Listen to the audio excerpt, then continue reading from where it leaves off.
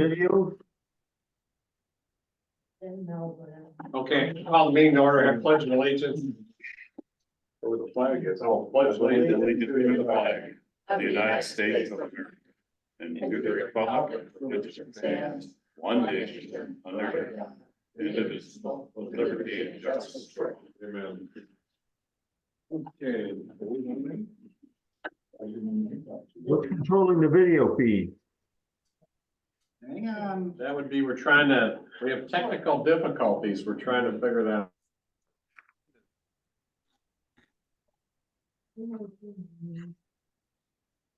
Huh? I'm gonna say. Can you see anything, guys? No. And it didn't happen to. That one will be 60, but we'll be able The to. technology things are great. You know, that's the thing, I walked to the gym. Unplug it, Dave. Did you bother? It's showing at the top. Is it? Yeah. See, there. Oh, all right, we're good. Yeah, we're gonna get here. Yeah, right. He's coming. Okay. Who is? Bob's on his way. Oh, he forgot about the meeting? I didn't say that, he said he's on his way. Not all the videos are coming through here. What, Al? I don't see some videos on here.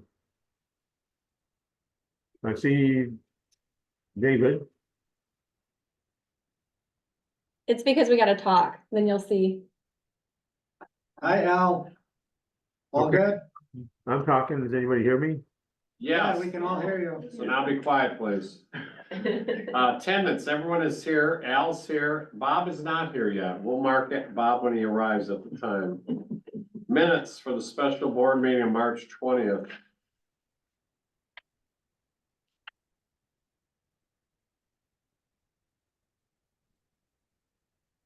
It's actually not the special meeting, it's the regular meeting, right? Wednesday and the 10th.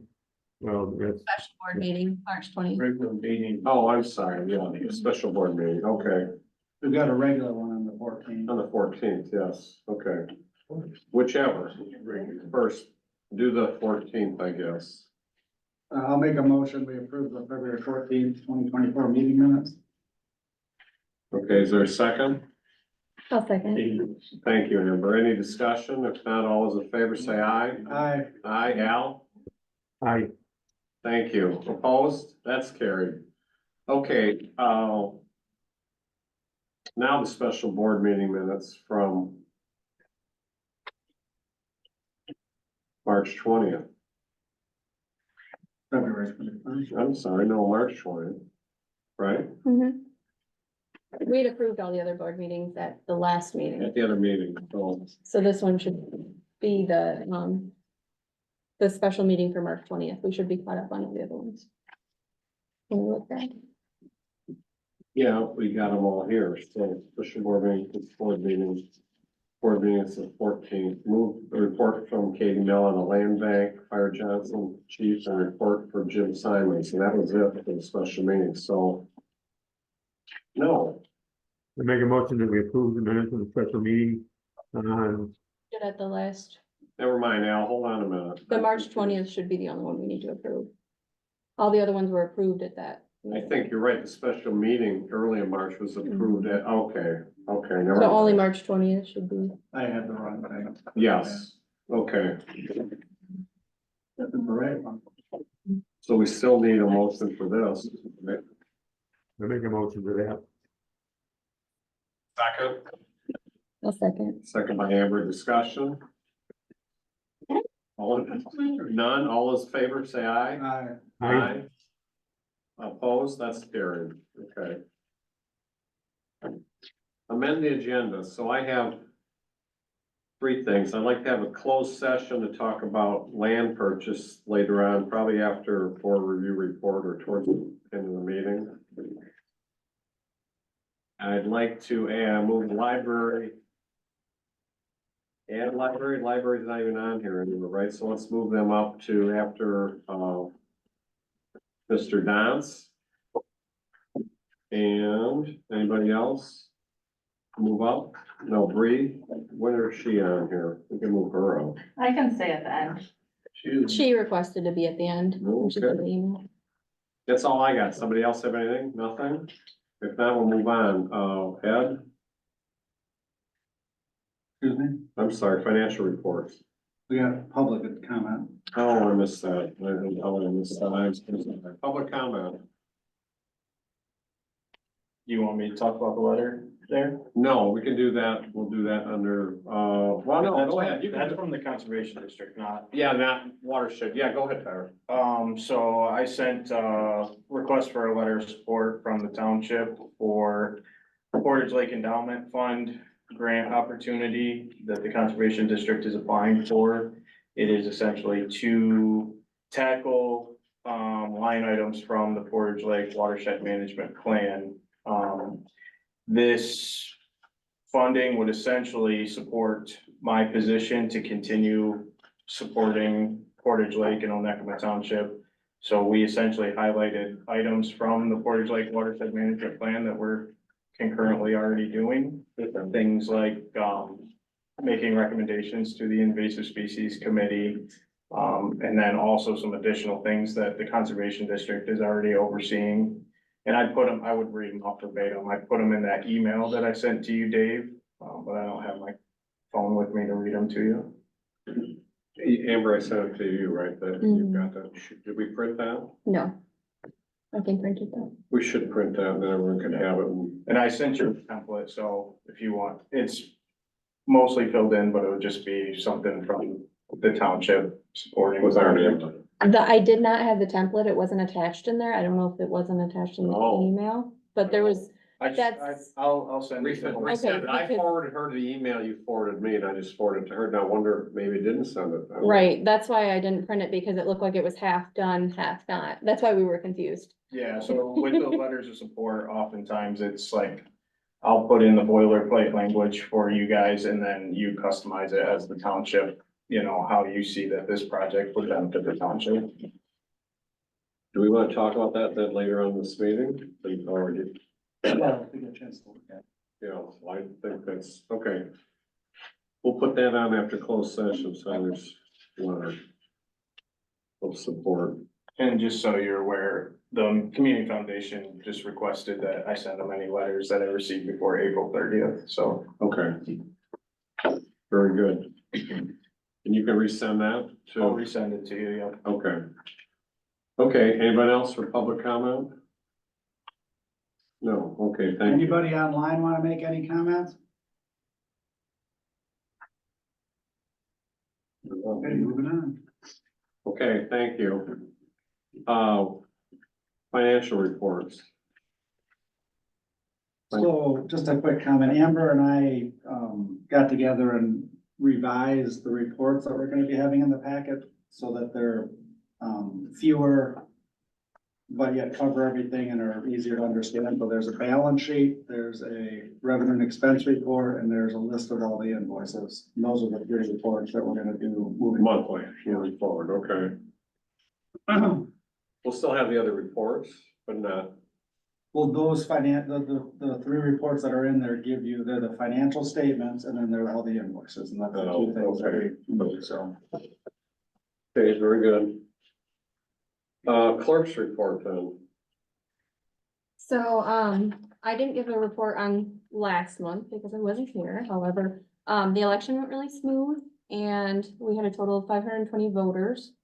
We will need more election inspectors. So once election training comes out, I will put that on the website. And then the deputy clerk position has been filled. Mandy Kazmarek has been hired. She's been training the past 2 weeks and she'll officially start on Monday, April 15th.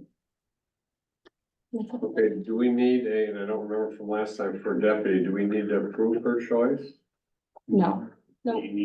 We already set the salary, didn't we? We already set the Yeah. wage. That's all we do. The We just clerk received, takes we care just of us. received your comment that you've appointed a Yep. deputy, okay. Yep.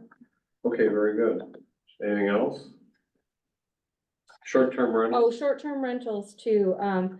We've changed the short-term rental process, so now the deputy treasurer and the deputy clerk are gonna be working on those versus just the clerk. So it's kind of, dual communication there to help with everybody. You guys are working on email us? Yep, We're sending out emails to remind everybody. There'll be one big email. Master. Reminder of anybody that hasn't done theirs. Okay, so that we won't have issues about, I forgot, or Absolutely. hopefully, okay, I think that's very proactive, so. Okay, questions, anybody for Amber? No, Ed? So the February and March treasurer's report were in the packet. Nothing really extraordinary to report on. Interest rates are remaining high. We are going to get the BSNA cloud upgrade scheduled. I've got to respond to a questionnaire. I plan on doing that this week. We settled with the county treasurer on the property taxes. That went very smooth. We'll get a final settlement check here sometime probably within the next month. Maybe a little bit longer than that. And then one of the things I think we still need to figure out is how we want to do the boards and committee emails. And I mean, we can put that on next month or talk through that, but that's something that, we kind of left hanging for now. So that's all I have. Okay. Thank you. Questions for Ed? Anybody? No? Okay, Mr. Downs. Okay, well, this won't take long. We had our meeting yesterday because we had to have an equalization report, done, so we could do all the signatures and make sure that that gets accomplished. So anyways, Rachel Nelson, the county treasurer, came before us, gave a quarterly update. There was only 8 parcels that were foreclosed on this year. None of those were homesteads. That is the lowest number I can remember, which is pretty good. Of those foreclosures in 22, there were no claims made. In 23 of the foreclosures, 2023, 5 claims were made. And whatever funds come in, as opposed to what it used to be, nothing has been spent for years. That fund just sits in because we're still waiting on a legal fallout before anything happens with any funds from any property. So you say no, go back and you said no claims have been, you mean nobody has filed to get In 2022, no one filed for any claims on any their excess money? foreclosure. Correct. Oh, okay. In 2023, 5 claims were filed. Equalization report, as I just mentioned, was done, so we could sign off on the L4024s and the L4037s. SEV for the county is $2,294,000,000. That's up 17.75%, which is a lot. That is a huge uptick. Taxable value, 8.93%, $1,507,000,000. Anticipate a Headley rollback of some sort this year, but we don't have that number as of yet. Julie Cerrone with the library came before us, gave us an annual report. She's the new library director. Changing a lot of stuff. They're working it hard. Regional Summit will be held at the casino on September 20th, and it's gonna be an entirely different format than years past. And it's probably gonna be a half day, so it's gonna be a little quicker pace. Rick Rowe is going to be leaving as the Director of Veterans Affairs. And Rick Rowe is probably the 3rd. Did they just start last year? No, he was a couple of years in that position.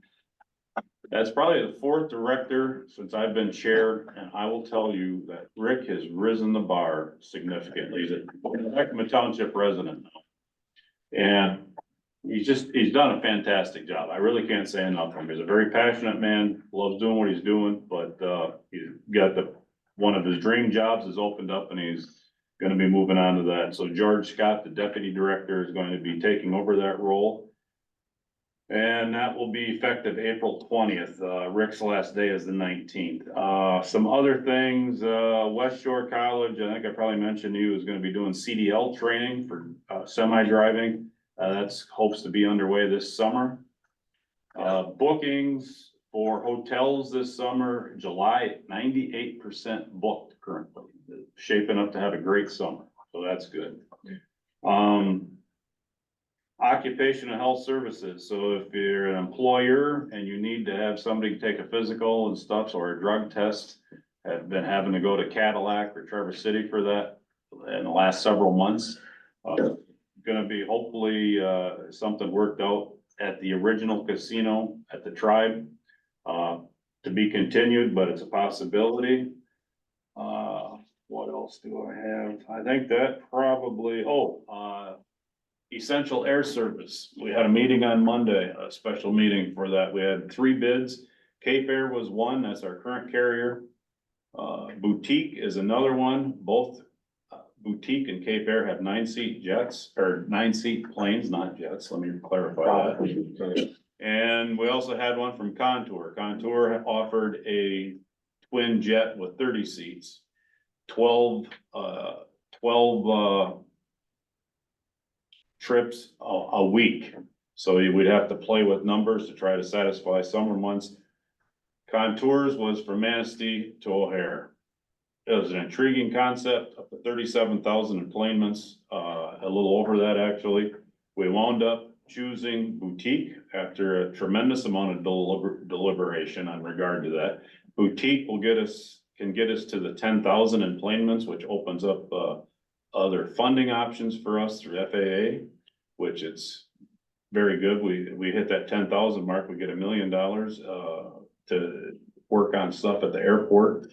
If we hit 8,000, we get $600,000. Where are you at now? We'll be in a 6,000 or better right now. Cape Air's done a good job the last several months, very good job the last several months. Cape Air actually said, because they bid on the Muskegon EAS service, and Muskegon's really in kind of a box. They had 7 bids, unlike us, we only had 3. But Muskegon's proximity to Grand Rapids is really putting a hurt on them. And since Cape Air did not receive that bid and they lost some other EAS services in the region, this was not gonna be something that they could work out real well at all. So anyways, we wound up going with Boutique. The intriguing thing with Boutique is their plane can actually go 400 miles an hour. It's a Piaggio P180 from Avante, if I remember correctly. And the seats, it looks like a private jet inside, but again, it's a prop. It's a turbine prop. So they do have turbine motors, which is a jet, but it's not a jet. It still has the propellers on the back. How many seats is that? 9. Okay. And in the process of that, they're opening up Detroit for us to go to Detroit. So we can go to Detroit or O'Hare. And we're hopefully going to be able to get ticketing through Delta, United, and American, depending on your route. All to be continued. I'm not gonna look you in the eye and tell you that's gonna happen as far as who's gonna be able to be ticketed through flying from Manistee. Currently, you can do that with United and American through Cape Air. Hopefully that will continue to O'Hare. The Detroit option is a whole new one. I've been in contact with Peter's office as of yesterday to try to help grease those skids, so to speak, to try to help us getting into Concourse C at the McNamara terminal, not the old McNamara, which is now called the Evans terminal.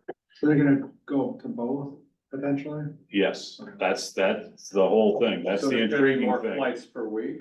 In the summer months, there's gonna be a lot of flights a day. The winter time will obviously slow down some, because that's, you fly more when you have your peak season. So I don't know, how fast was the other plane that went? The Tecnam that Cape Air flies is not a fast plane. Yeah, I couldn't give you a speed, but it is not a fast plane. People tell me it was an hour flight to go from here to Chicago, which that's slow for a plane.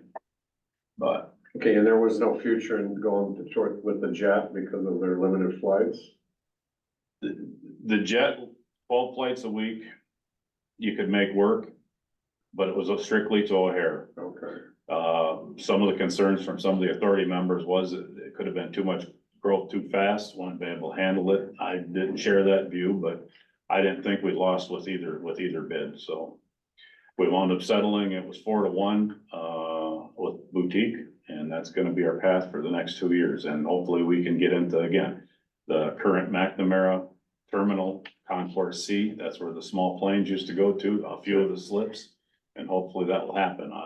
We're gonna work it. I've had that conversation with Boutique yesterday as well. Okay, good. That's it for me. Questions? Anybody? In the audience? I have just a quick question, just to talk about the foreclosures, is that the total for Manistee County?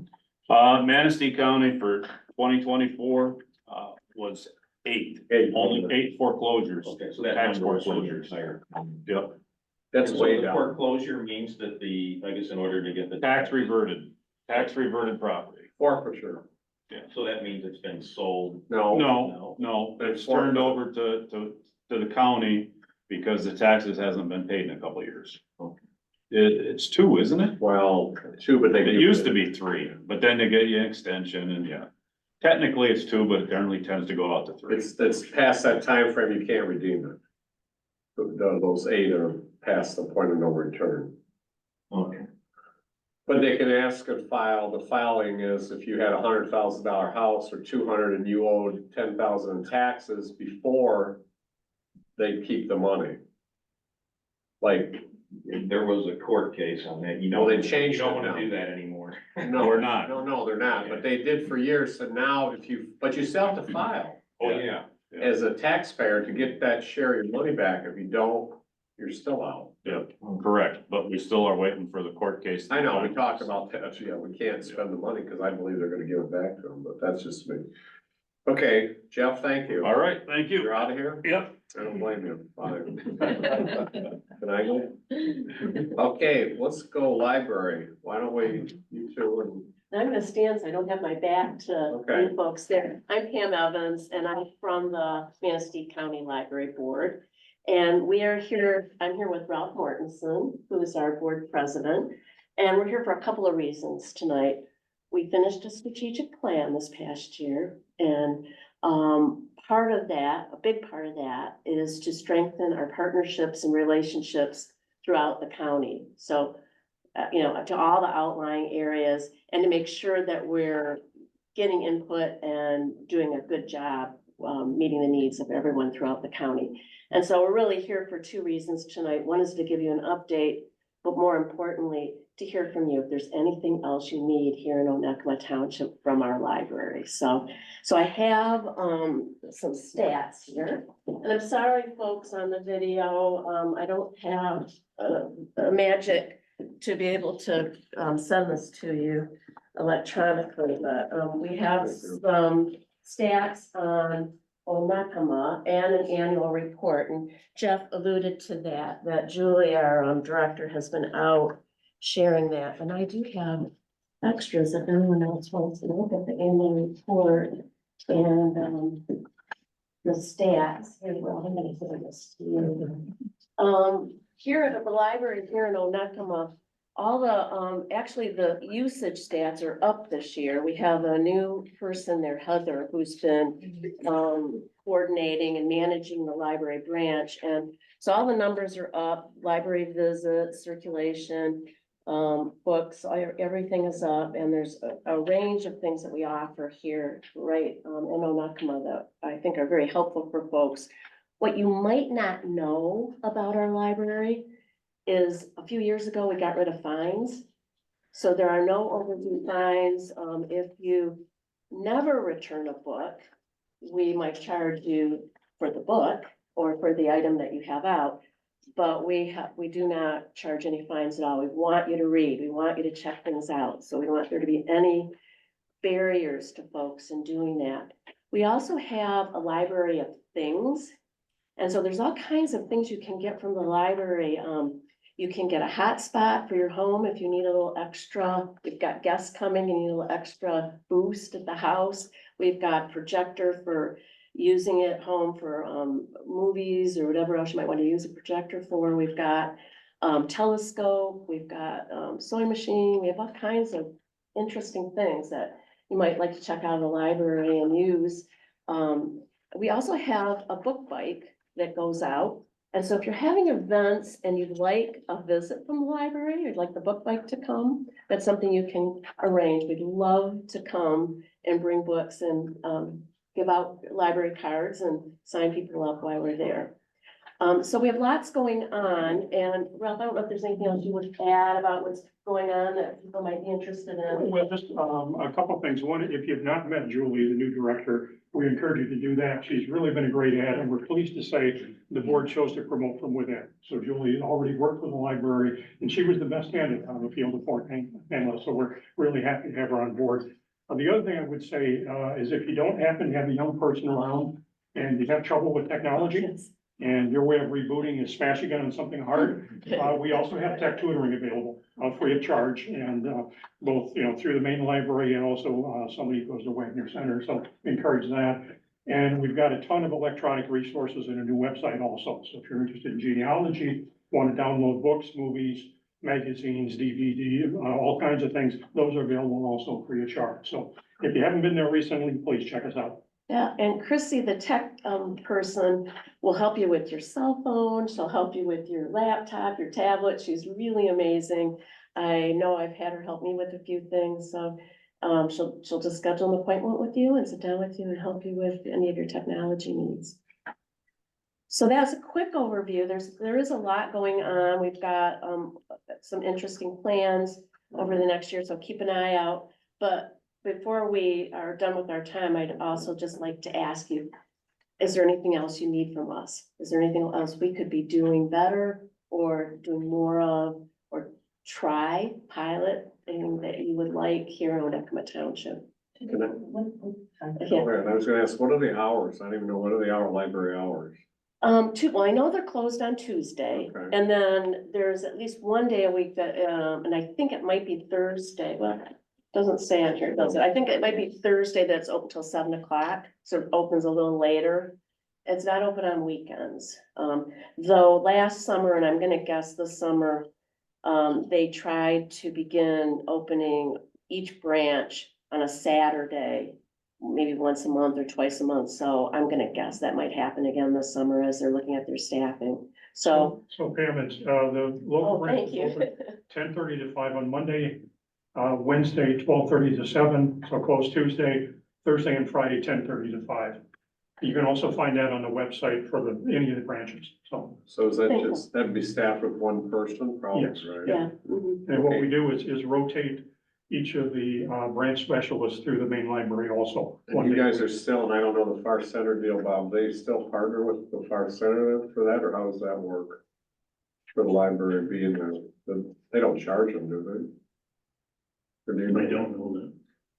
I don't know that either. Okay, We may pay some utilities and fees there, but I can find that out. okay, do you actually have a budget for like this grant? Mhm, Yes, mhm, we do, Okay, could we get that maybe? from Sure. somebody? sure, we get it through. yeah. Okay, We budget for programming, we budget for just the staff and expenses for new materials for the Okay. collection here.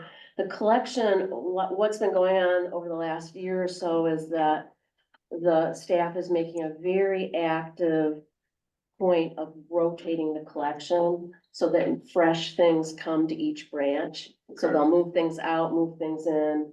And so you don't always see the same books here in Onekama that you've seen over the years, so. okay, and they've talked about maybe opening up a Saturday or two a month and stuff? Yeah, they did it last summer and I'm gonna guess that may happen again this summer, so. How do these stats for Onekama compare to Acadia, Bear Lake and Wellston? Do we have more visits than them or less? Well, I have them all with me. I just. I would think they're pretty- You know, and again, this is from memory and you may remember this better. So I'm just looking at Caliva and Arcadia and there's less visits. So I think that some of it is related just the size of the community. So your visits here are 5,600, Caliva was Yeah, 4,700. We've had the most visits Arcadia. here of any of the branches. Except Manistee, Oh. obviously. Yeah, we have, I've Oh. got it in front of me. Oh, thank you, Just looking yeah, at something. great, yeah. Yeah, and it's gone up, because I live here in Onekama Township, I really pay attention to this library, and I know the stats have gone up over the last year. Yeah, we have, a lot of it is we have a lovely, very welcoming person staffing the library here, Heather, she's really helpful, and really makes an effort to get to know people. So I think that encourages people. So when it says 5,600, that doesn't mean physically walking in, that means maybe tying into a computer or something. I mean, is that 5,666 That's physically actual walk- visit? Physical, oh, Like That's person physically visits. walking in, Okay, not good. just sitting in the parking lot That's- using a okay. computer, which we all know, people sit in the little park and sit in the parking lot and do that. No, this is people actually going into the You library. could put up a meter and you could probably make some money.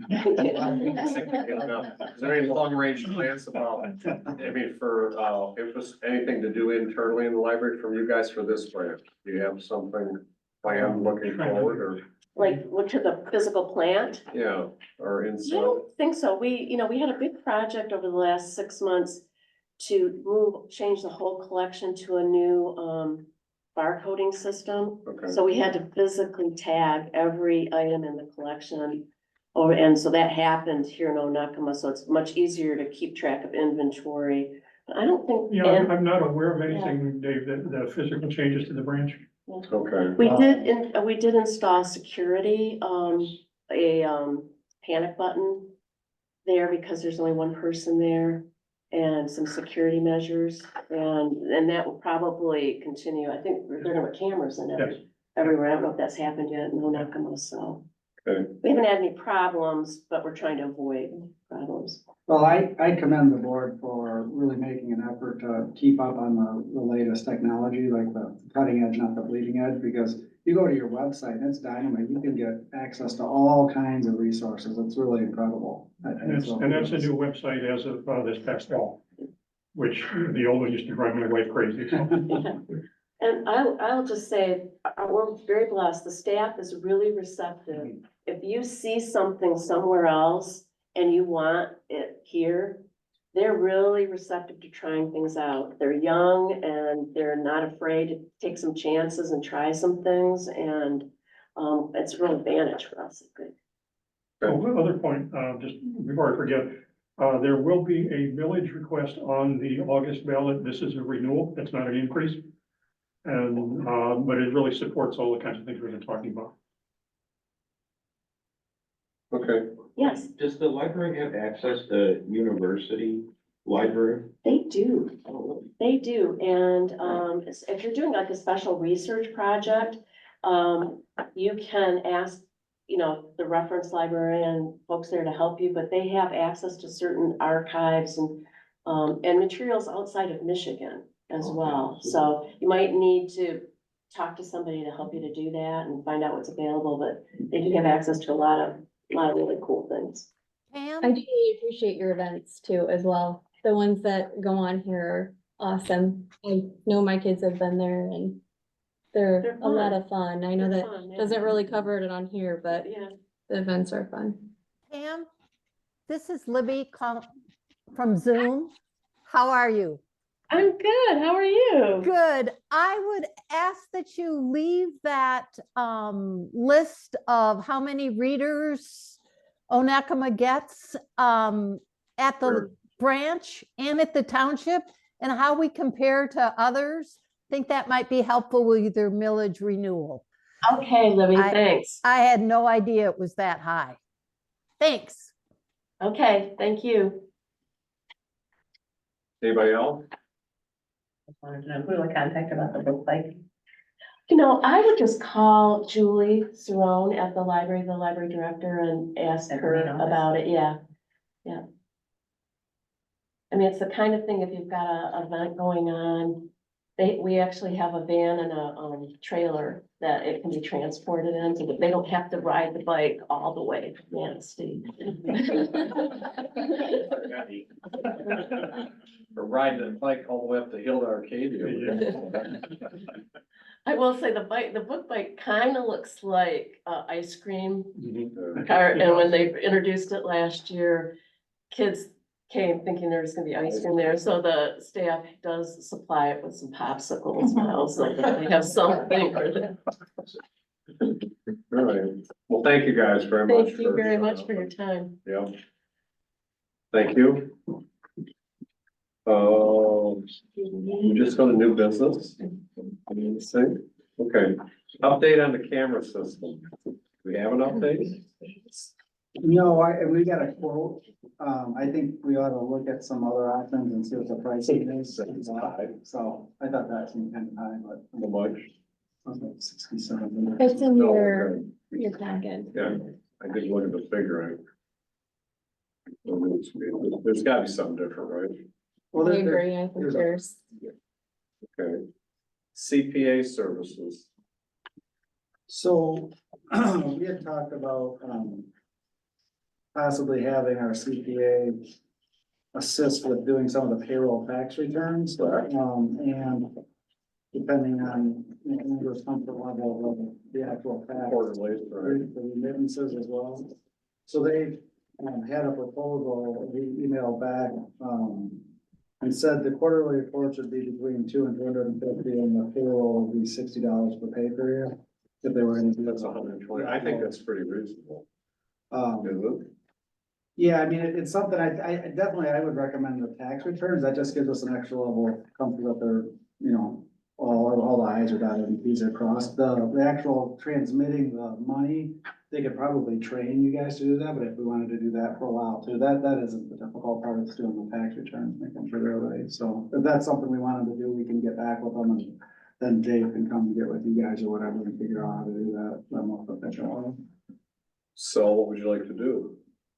I was asked to get a number, so I think. I would like taxes to be, I would like somebody else to do the The taxes. quarterly. I think that it would be smart on our end, just to have somebody that knows what they're doing and And you still do the pay period yourself for right now and see, or you want them to, you, So the EFTPS, Oh, the actual the- money that goes to the feds.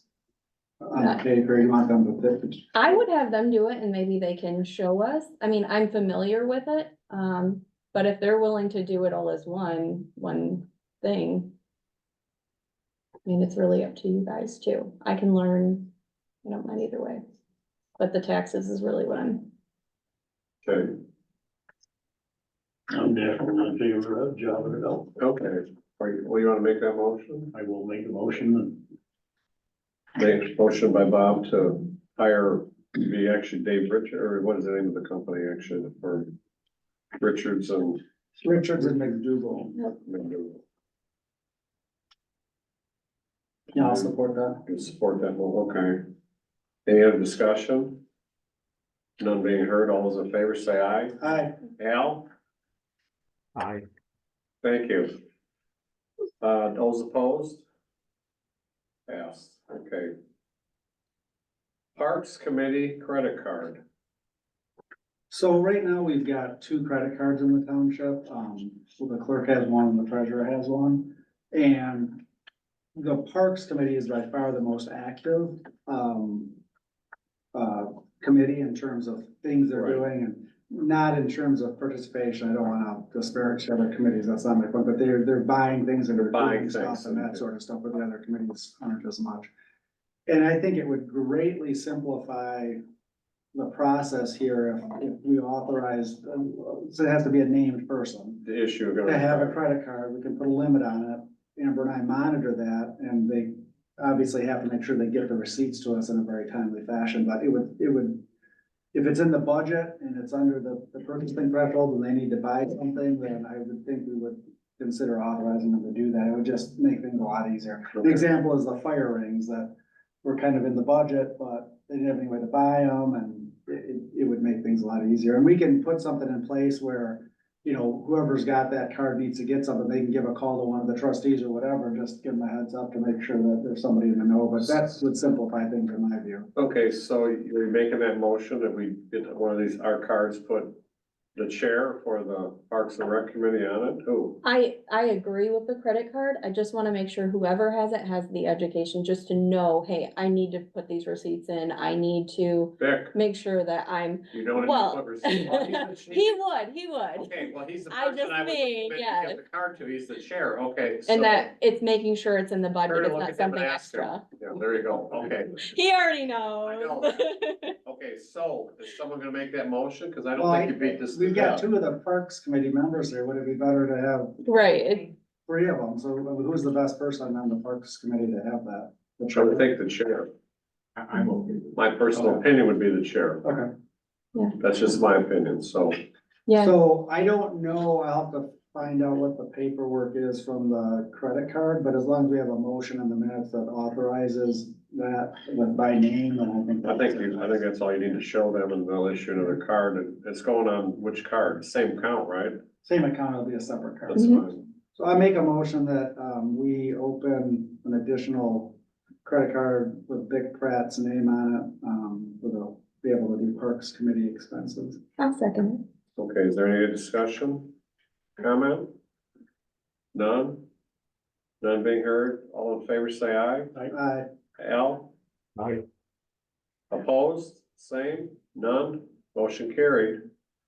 Amber, it'd have to be Francis Pratt, not Dick. it. Okay, good to know. Thank you. Just like it sounds. I was Oh, just read it out yeah, you know too. what? Yeah, you're right, because they would go, no. Let me see your license, no. Survey, Mark Midway Road End. You wanna So- redo that again? Well, so here's the question, that was surveyed, but the Correct. marking stakes are not all there. Long gone? And there's an issue with the way Midway Road End goes, there's a garage in part of it. Correct. And the adjacent property owners, once they had it surveyed, put up some bushes and stuff and landscaped it, so. On people their don't- property. On their property, so people don't know where that road end is. I think having it marked again would accomplish a couple things. One, it would allow us to be able to reestablish where that is and put in whatever markings are appropriate. And two, it would allow us to, I think the person who's got the garage that's encroaching because it's been there forever, we gotta consider doing a license agreement just to acknowledge that it's encroaching and license them with the ability to do that. But then we'll know, because people use that for ice fishing. That's a fairly popular access there, and I don't think it's, probably people think it's private property or something now, but it's not very well marked. So I would think we would do that. And did I give you a copy of the cost for that? No. I think he said it, Pat? Pat said it was $800, kind of fine. And we can put those posts up, you're gonna put one of those posts right in the middle of the garage, or just put it by the road there? I think we need to see where it is. He'll mark it and then we can figure out, because it does curve, it It curves does. out like that, and just see where we need to do that. It cuts through like 20 foot of the ground. So I don't know how wide that is. There's not gonna be much of a walking path there then. It's quite wide. No, Is that- it's is that like 50 feet, Oh, okay, so. so it still leaves like 25 or 30. But I do think, because this isn't the only pre-existing encroachment No, no, on no. some of these things, and I think it's good practice to have some kind of a little license agreement, just so everybody's on notice that this is there and it doesn't cause issues down the road. You making that motion? I will make that Okay. motion. There's a second? Yes. Can you read back that motion just so? I make a motion that we authorize Spicer Group and Pat Bentley to remark the Midway Road end at a not to exceed cost of $1,000, 'cause I think it was 800, I don't have it right in front of me. That okay, Bob, just a second? Okay. Discussion? None being heard, all in favor, say aye. Aye. Aye. Aye. Opposed? That's Al, are you with? I'm with, Yes or no? I'm sorry. no, I'm with, yes. Okay, very good, thank you. All opposed, none? Carried. The only thing I thought of is Bentley can put those posts in. Which ones, the big ones? I don't know if we can. Can Police we? supply, yep. Oh, well, if you Police do that, supply, I'll haul them you put over them there. That's fine. Might be more than 1,000. Oh, it That's not costs in- more than that. That's not in his proposal. to do Not that. in the proposal, How but far I'm do those- telling you. How that far do those go posts down? in How far do those go down?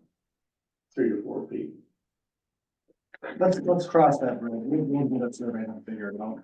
You know, if any other employee do it. Okay, food trucks. So we got asked the other day from zoning department planning that somebody wants to put a hot dog. Guess you'd call it a hot dog wagon, popcorn hot dog wagon, wants to put something out at the turnaround during the summer. So we don't, like she said, we don't, it's just a public piece of property. We don't have anything, nor do we say you can't, but she said, I don't, her opinion would be just, yeah, okay, but we don't want 50 food trucks out there, right? Whose property is it? Well, I don't know, Langland?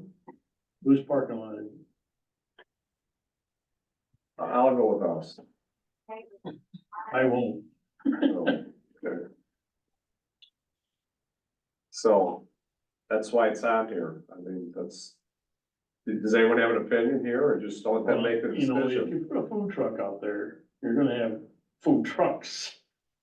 Can't say no, you can't say yes to one and bail out everybody else. Plus, you got a heck of a problem parking right now. Right. Why would you wanna put a food truck? Only during Super. Only Bowl during season. about 2 weeks. But if you get one food truck in there and you get several, that food truck's gonna take up 1 or 2 parking spots, and then you've got several coming, so either a Just like limit give on it kids a or. little bit of room. Or maybe you limit the public then, I don't know, who, they're part of the public too, so what I'm saying Yeah. is, what position, that's why they asked. I think it would be a nice amenity, but I'd wanna probably come up with some sort of short policy on that, including that they provide proof that they're inspected properly and that they provide liability insurance and all that sort of stuff. And But maybe trash as well, Make because, sure they have trash, just put some requirements on that, and that you have to get pre-approval, and that it's like limited to, I don't think you're gonna have, 5 people wanting to set up food trucks, cause We there's. did design for Langland Park back when we got the first grant. We went to Beckett and Rader, put together a plan, and we presented it to the public. The public nixed anything that had, they didn't want to see any restaurants, they didn't want to see ice cream stores, they didn't want to see hot dog stands. They wanted it kept fairly rustic down there. And I don't think, They didn't want that, what is the last thing you said? I'm sorry, what did you say, Ed? What was the last thing you said? Hot dog. He said they Did want say it hot fairly dogs. rustic. Fairly rustic. Oh, rustic, okay. They wanted a rustic approach down there. So are you saying that wouldn't be inconsistent with the master plan and the parks plan? Well, the date is old, and now that it's been done for a while, you might find that there's a different opinion on it, but. I just tell you, it was overwhelmingly, don't put a hot dog. Stand or. It's not a stand though, it's a food truck, which is different. That's mobile and leaves. It's not like permanent.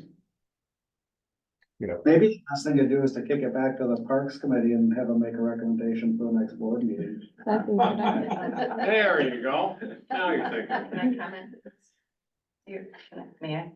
What, speak, go. The original letter, I think, came to Parks and I forwarded to Good. Amber. I would say that she also asked if she could do events, so I don't know that she's specific to Langland. She also kind of insinuated that if we had events, she would show up. So I just wanted to broaden the conversation from there. I don't think I'd be a real happy person if a food truck pulls up next to me and I own the ice cream store down there. Why can't, Al, that's in the village, I don't know, that's not us. Right.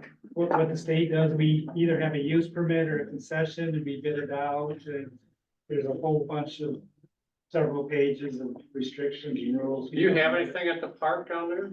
We don't. You don't, But right? I did have one at Tippy, Did you? yeah, What'd you have, like a, hot dog stand kind Oh, of thing, okay. yeah.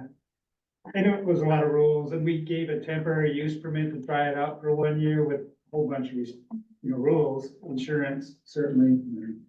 But, and certified food service. oh, license, sure. Yeah.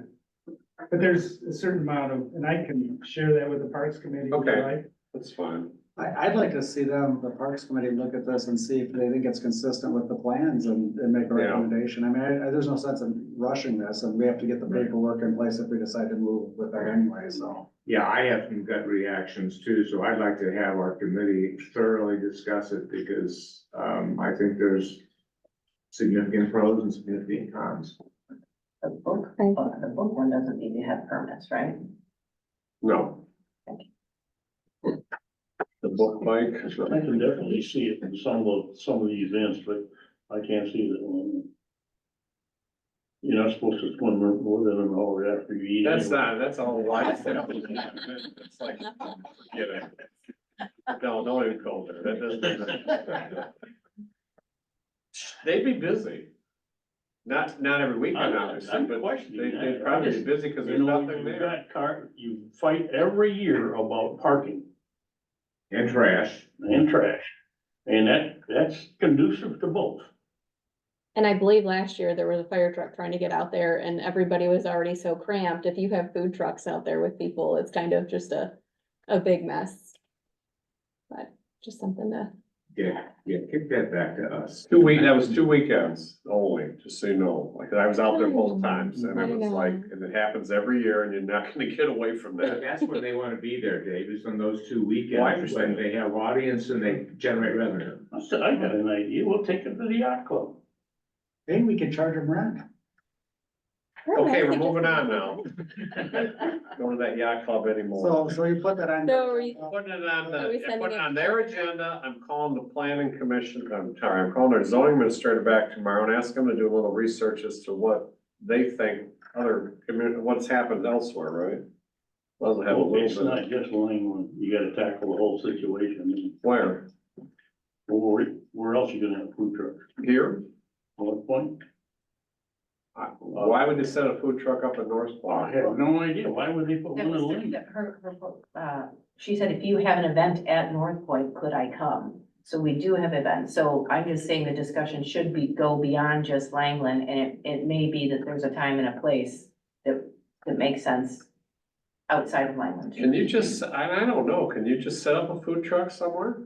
I mean, That's That's just on private exactly, on private property, you can, right?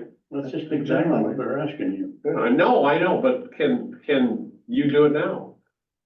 I think ordinances are becoming popular for them because they popped up. Okay.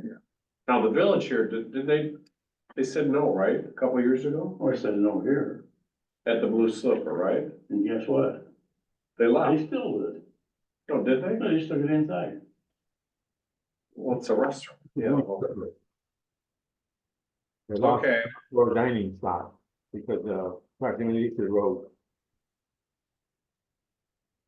okay, so we'll pass it to Parks and Rec. we're passing it, yeah, just pass, it's like it's a free shot. Go Vic, that it's way. yours. Vic, it's on you get a credit card, you get more work.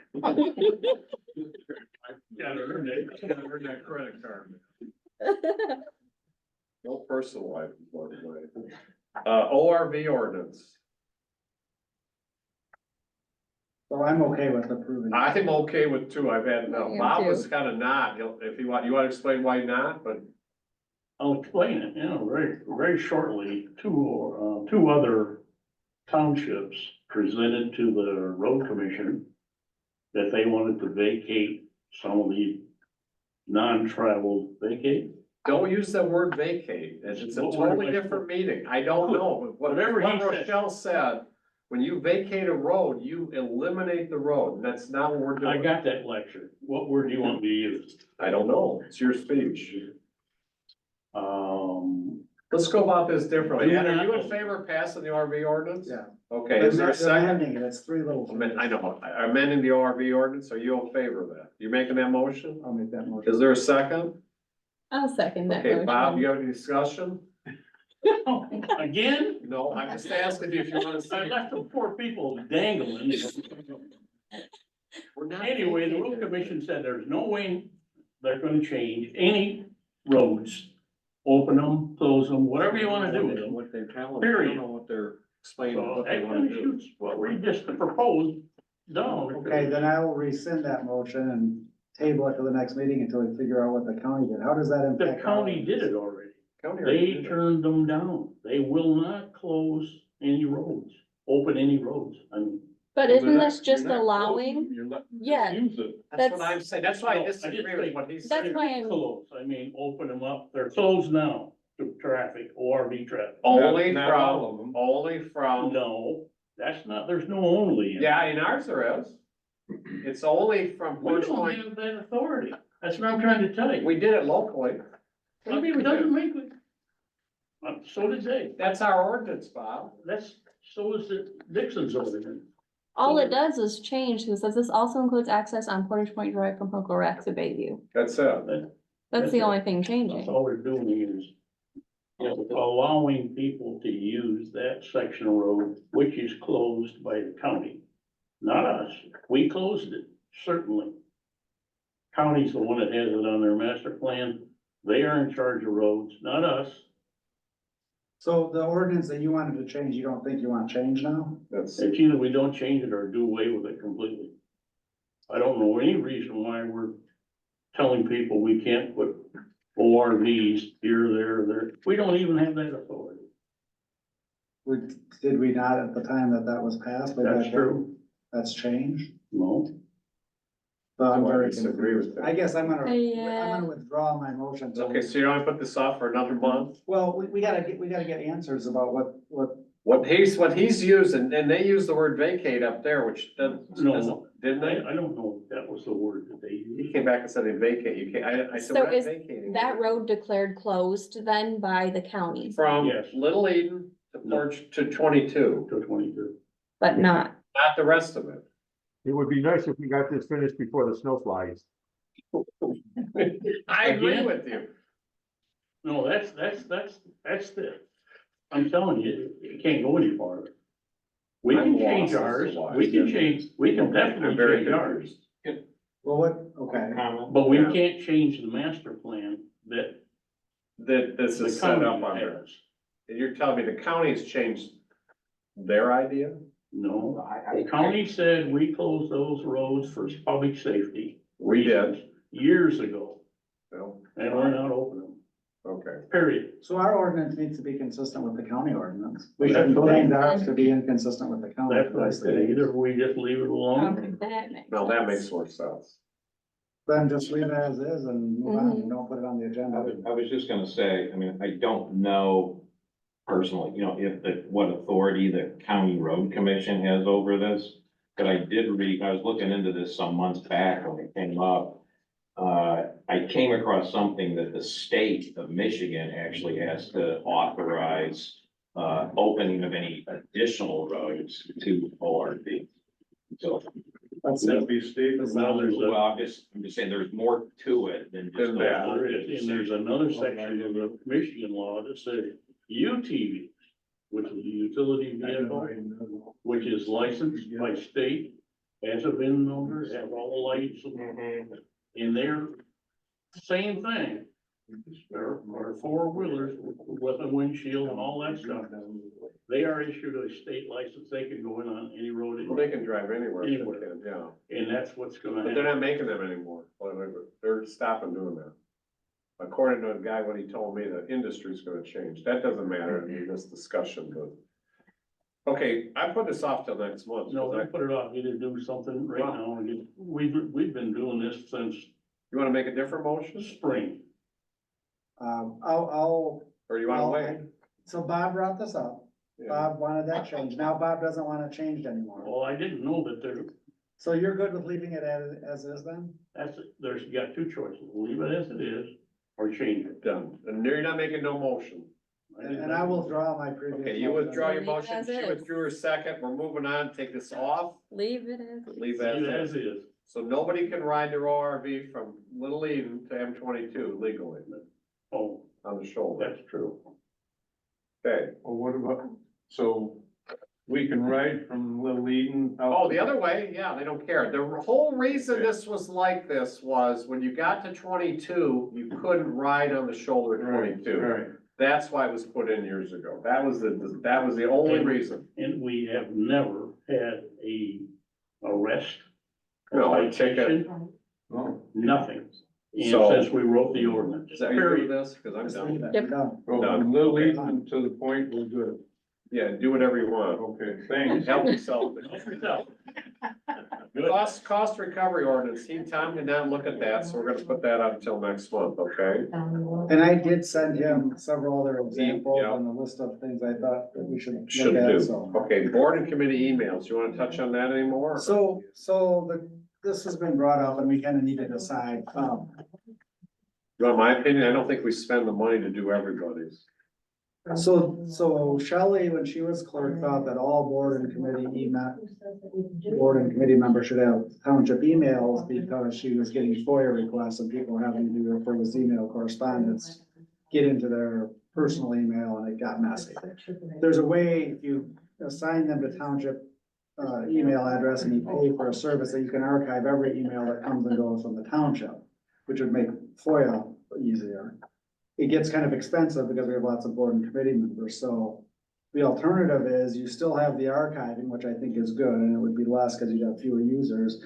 If you only assign a township email address to the chair and or a key member, and the correspondence kind of goes through the chair.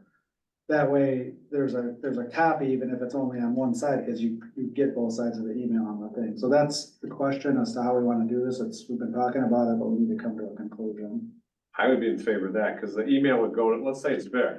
The chair get an email from, let's say it's Michelle, there's still a record of it under his, or whoever sends him an email, we still have a record of it on file, right? But with parks, I have an email and Jean has an email, and I would not want to give mine up. I do a true. No, I would. No, it's just adding more. We have three. There's two issues, I think. There's one, do members of the committees want to risk having their personal email FOIA-able? And from what you're saying now, no, as long as their communication comes through one of our 3 email addresses, which is great. The second question is, what about corresponding within the group? Is correspondence with more than a quorum outside of the bounds of the Open Meetings Act? Because we often communicate as a group coming up with decisions. So technically, Yeah. the Parks Committee is not subject to the Open Meetings Act. Okay, We've said we want it to be from a transparency standpoint, but technically they're not because they're an advisory committee only, and that's the same for all of our boards and committees. So I think that those aren't necessarily FOIable, but that's a Tom Greer question or an MTA question. But I think if we at least archive in a. That part of the conversation, then we're safe, I think. Yeah, what he's saying is if. I know, if they're Committee discussing member stuff. B emails committee member C on a committee issue, is that in theory FOIable? And I think that's a question because they're really not, it's not leading to a final deliberation. They're not deciding anything and it's not subject to the Opens Meeting Act. I think it's still worth asking the question. But this way, at least if there's correspondence like that, we have, that stuff would be archived once we put it in place. So that's the question. But I need to get back with the vendor because they gave us a quote and I'll need to have them re-quote it Okay, if we want to do that. So I don't know what your thoughts are. Should we consult the attorney just to make sure, or, I mean, or do you, if you know this, then, because I know we already kind of have emails set up for the head We people can't and be the everything. only- We can't be the only township in Michigan that has this question. We're not, and we're also not the only ones that have been subject to FOIA. The problem is it's arduous if it's a big FOIA to get everything that you need. So this just makes that process easier, is the point. So if I get a FOIA request for parks, I can send it to them on that one email. And then, Well. Not have to but worry we'll about be all of able- it'll be archived, you can just pull it You up. can just search. We'll have them search it. Pulls up all the Yeah. emails. And actually, VC3, the tech vendor, will actually do that. If it's email related, they will do the search. And it'll all be in there, because the emails will all be archived, you just pull them up and look at Vic's emails or Michelle's and pull them all up and you can, there they are. but they're already made. Yeah, They're For the already, most part, there might right, be a so we few, wouldn't there have might be a to. few more, like, I don't know if there's one for, the Harbor Commission, I don't think they have one, I don't know if invasive species does or No. not, so we need to No, figure we don't. who needs them.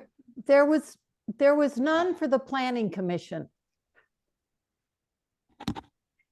And I think that's wrong. I tried to communicate with Jim Trout and I had to use his personal email. I did not think that was the smart way to go.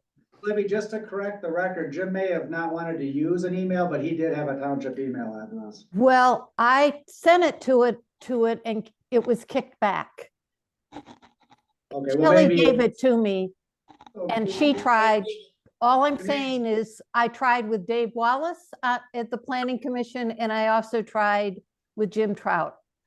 That's my own personal opinion. I know it's not public comment, but I would prefer to do official. When I email someone, I would prefer to have it a paper trail on the township email. That's my own personal opinion and it did not happen. okay. One more comment. I know with the state of Michigan with this, I've known people that had their personal phones and computers taken by a lawyer when there's discussions, during legal things. And so, yeah, you don't want to use your personal thing because a lawyer could ask for your computer and personal phone to review that information. Lawyers can ask for your computer and personal phone if it's a part of a subpoena or part of a court case. For Exactly. FOIA, they cannot. Exactly. I'm sorry. Yeah, so that's a different creature, but you're correct. They can absolutely do that if So that's why I it wanna gets dragged into court. Share the risk, yeah. Okay, What So- about if we have a member who has requested it for that very reason?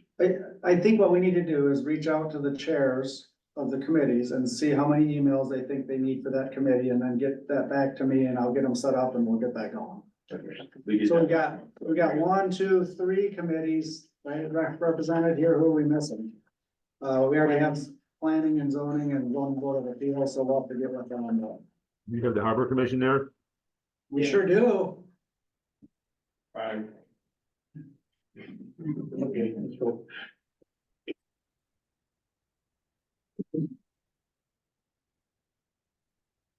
okay, fire report, I don't wanna necessarily read it, but I can, I will.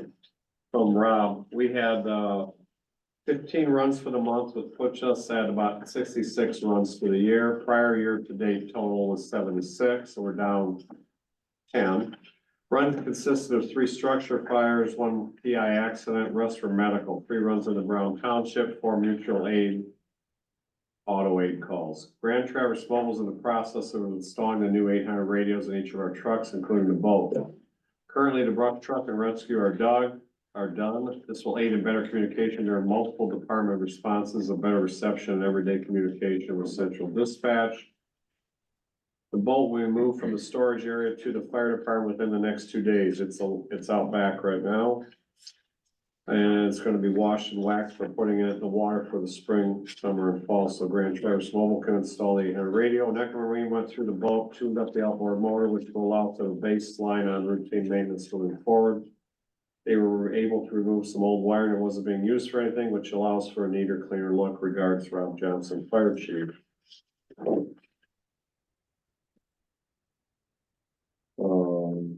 Assessor, just, working on, finalizing everything that has to be turned into the state, reports turned in, and actually setting up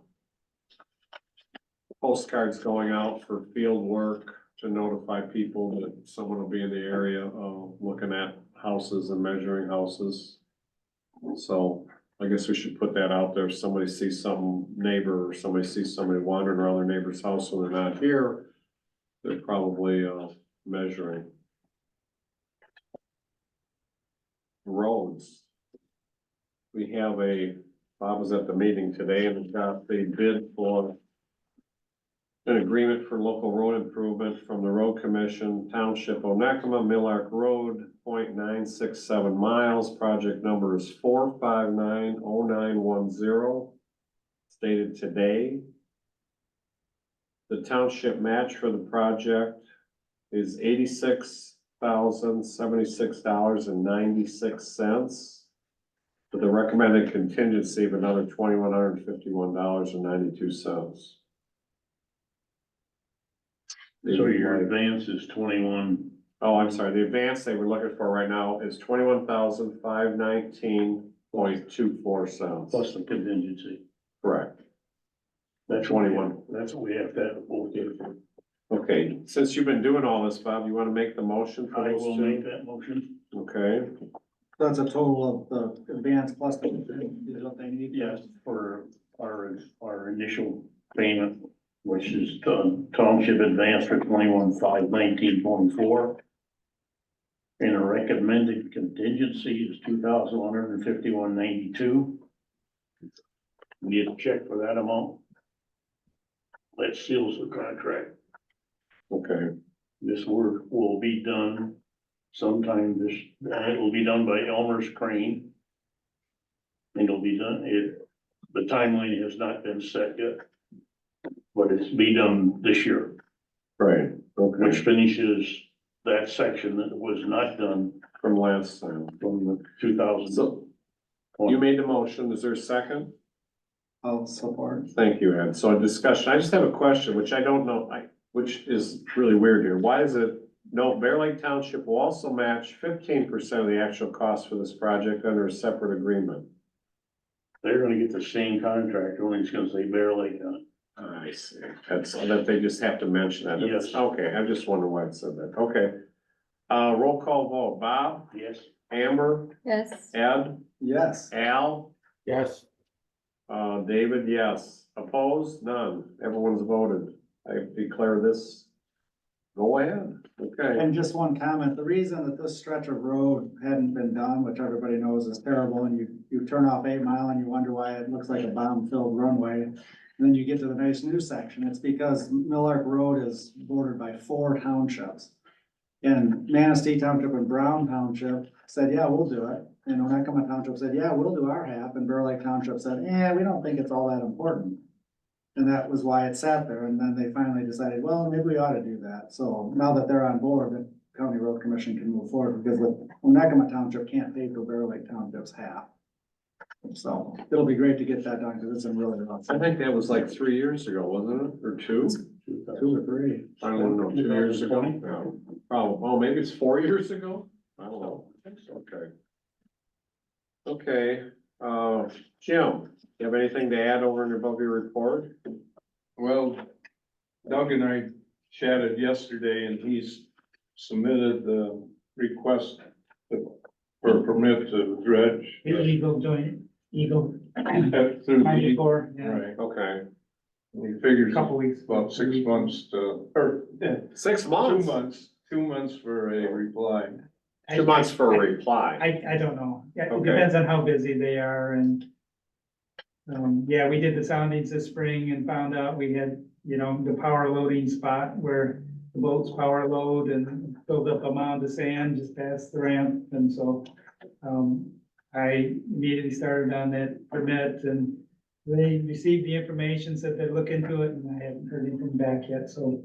So you think maybe by November, December, we should hear something? The construction crew is waiting to move ahead with it as soon as we get that permit. The thing that might take a little longer is talking with Jim and their concerns. If the Lake Michigan water level goes down a great deal, this permit lasts 5 years. This permit will last 5 years. If the water level goes down, then we can all we have to do if we wanted to create a channel out to the deep water, 100 yards or so.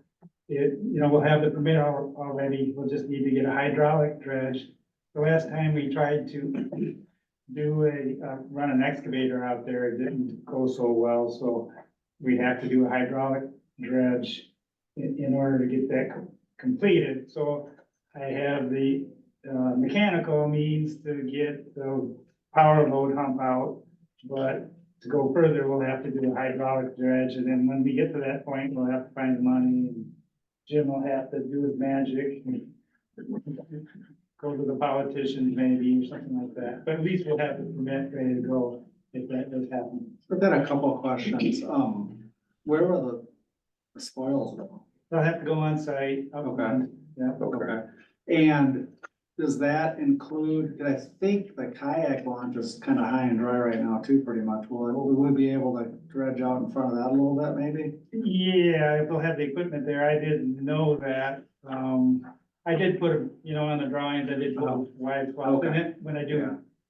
I think we should try to include that because that would be good. That stuff out there is almost, what do they call it, marl bottom. It's very fine. Are you afraid, have we ever dredged that before? Yeah, we have. Okay. We have, and I don't know what year, the gentleman that did it before and almost lost an excavator, he said that, yeah, you get in there and it's like goose poop, I think he called it. So it just kind of it just goes everywhere. It's so fine, like you say. So the hydraulic will probably work. I remember right, that thing sunk, like, they were really worried they weren't gonna get it out. Right. Oh, okay. He said, don't do that again. Yeah, no, no, don't do that. They should have never used it to begin with. Right. We tried. I know. And the other thing, you made a good observation, the Great Lakes right now are just almost exactly in the middle of their high and low, if you look at those bulletins from the Right. Great Lakes, so they could go down more, which, so it's good that that lasts for 5 years. That'll be Yeah, helpful, yeah. that's fine.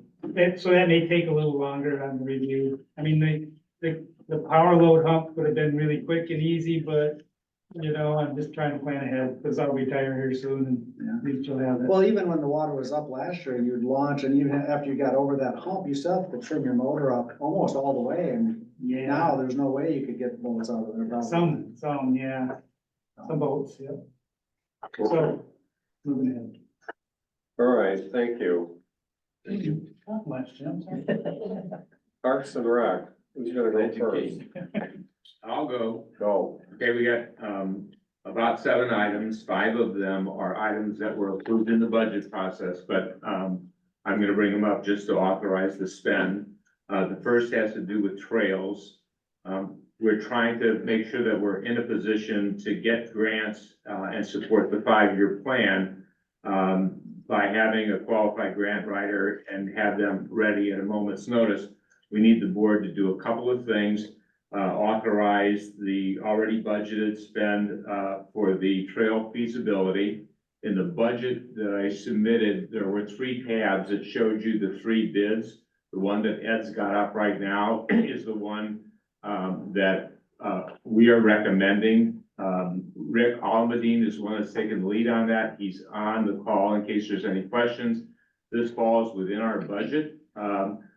We budgeted 15,000, this is 13,500. We would want to keep, that remaining 1,500 in there in case there's any other contingencies.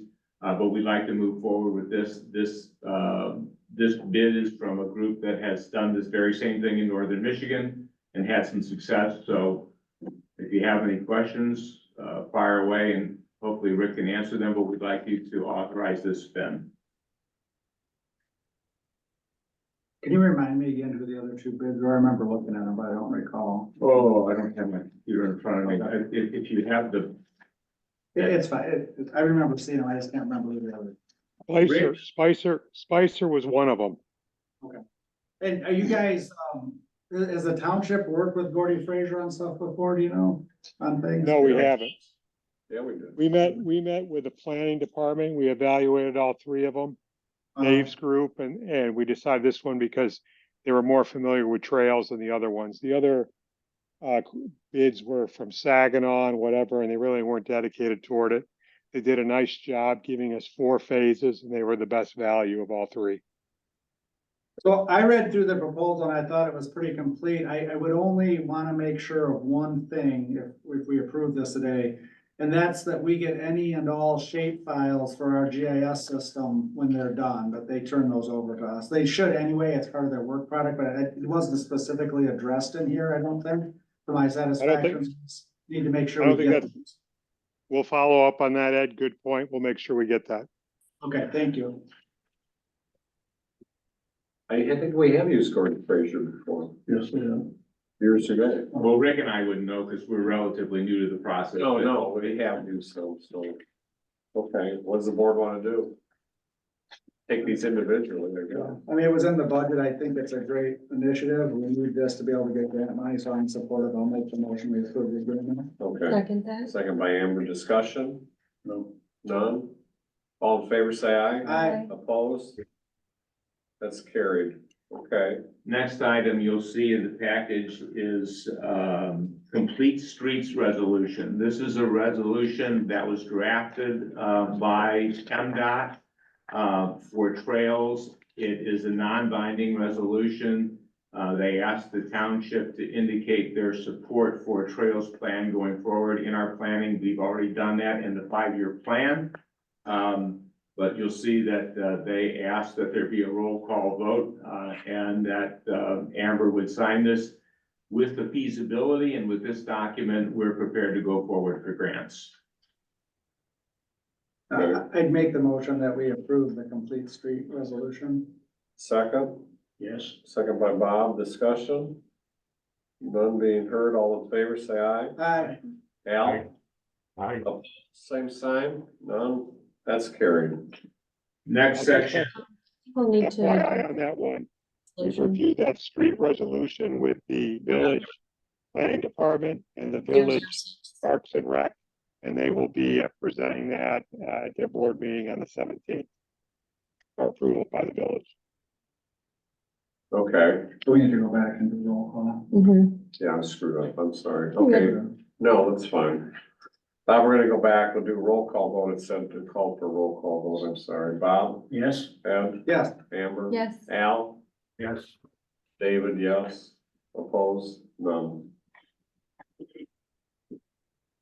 Next Do we subject, have a number for that while I'm asking? 2024-006.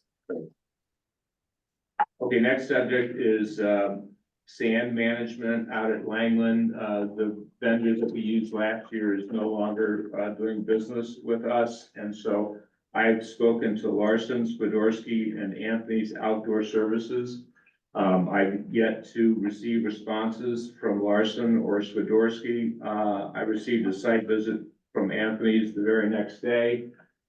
Because we had the ADA, ramps being installed today, I authorized them to do some initial clearing of it so that, you know, we could actually get those installed. But this is just their fee structure, and they would use the, you know, the minimal amount required for whatever the job would be during the course of this summer if we have wind blows or any sort of water action that requires that we move sand. Just so you know, on the north side, the railings are open railings, and because DNR won't let us get to the outside to clear that sand, as we've cleared it off, it's now just sand along the side, and that's gonna continue to fall in until the sides are at the same level as the walkway. So we're gonna have a few more of these throughout the course, but this is essentially, we're gonna grant them the contract to manage the sand for us, and they'll do it as we call, and they gave us 24-hour turnaround. The other thing that I'd say, as far as this particular vendor, in their terms and conditions, they had a, you know, you must pay in 10-day rule. I told them that's a no-fly with us, just because of the way we do things. Within the next day, they turned it around and gave us a 60-day pay. So they want a contract. You'll see in the next few that they're very aggressive with their pricing, and my recommendation is to go with them, and we'll see how this works out this summer. Does that include on the south side, cleaning the sand out of the shelter structure there? It's gorgeous. Now, the reality is, because we don't have DNR approval to get in there, it's gonna gonna come stand back is down. just all over the top, and that's why after we did it the first time, we had 2 days of really hard blow, and it came right back in. That's why I had to have them there yesterday before we installed it today. And you guys are gonna schedule a meeting. Have we gotten that going yet or not? They turned that over to me. The guy that at DNR is no longer in that position. I've got to figure out who the next guy is, and yeah, we gotta get that meeting scheduled. And you can go on the outside. They'll give us a permit for that. 3 foot. No, Yeah. 5. Oh, you got 5. Well, but We Dave, had 3 but foot. from what I understood That's is, not 5 feet from a railing. That's 5 feet. Somehow you have to take the sand out. It has to be straight up and down where you take it out. It can't be on an angle, which is, it can't work, right? right, You can't do it. which is the reason. But that's we what need they to said, have we the but meeting. that's what they said we could do. Right. Well, we can give it a college try, and I do think when we have that meeting, we should get Bumstead there. And maybe we should do a trial of it on one side and say, this is what we had permission to do, this is our attempt at it. Look at this isn't workable, it's a structure that the state paid for. You guys have to be reasonable about this, and you know, even if it requires changing some legislation, it's gotta start somewhere. We're not talking about taking the whole dune down, which we should be able to do. Right. We're talking about maintaining our structure. Right. That's- Right. And I have a question for you. They do sand management pretty well around the whole year, don't they? On 50 and Bush Street. I'm sorry. Say what, Al? I didn't hear you. They use snow fencing quite extensively, and it's more than just for the winter months. It's from what I've seen, You're talking about at the city, Al? pardon? Where are you talking about? I'm talking about sand management on the Lake Shore parks that Manatee's got. That's not in critical doom, that's totally different, so you can't, that doesn't matter, you Oh, can't. no. The question that I've got is, are there any things that they are able to do that would behoove us to take a look at? Well, yeah, we can go in there with heavy equipment and level the beaches, but it's not critical doom, so. And we clean the beaches, which we could do, I think. I was looking at Maybe. both, using snow fencing and why they use it and how they use it. Well, that was the comment that the guys at Anthony said, is you look at the beaches down there and they're, you know, they're city beaches. You drive up in the parking lot. The beauty of ours is it's just such a natural environment and it's also critical dunes. So, I mean, we have a real gem with it, but we've just got to get the right people in the room. I didn't think about Bumstead, but that would be an interesting addition to the meeting for sure. Ball's in my court to get that meeting set up, but I'd like to give this contract to Anthony's right now. We'll see how they do this year. That's the request for the board. And again, I'll make that motion. Second. Okay, Second. any other discussion? No, all those in favor say aye. Opposed? That's carried. Next item is the Hardin Park upgrade. Again, I have two proposals that were submitted. One is, again, and this was approved budget item $3,500 to do the structural and the invasive species and, no, I'm sorry, take invasive species is done. Do the structural upgrade and then plant native plants there. The two bids you see, one is Anthony's 3,200, the other is Larson's 3,900. My recommendation is to go with Anthony's. Again, they were there the very next day, put a very thoughtful plan together. I think they'll respond probably prior to the school event where they're gonna plant the invasives. If you take this plus what Tyler needs for the plants, $320, we're gonna come in at $3,520 over a budget of $3,500. So recommend that we take Anthony's if you agree. So the 18 by 18 foot square, that's gonna be for a picnic table and a That bench? is what, yeah, that's what the picnic table will sit in, Okay. and then there will be a crushed walkway to it, which Right. will be Well, that, pretty. is the bench in that area or is that a different? No, the bench will be Okay. very close to Okay. it. This will be very near the bench, also in viewing sight of the creek, the brook. Yeah, I'll make that motion. I'll second that motion. Nope. Oh, Sorry, got you it. can second if You you want want. Bob? Okay, Amber, Bob got you. Bob got it. Discussion?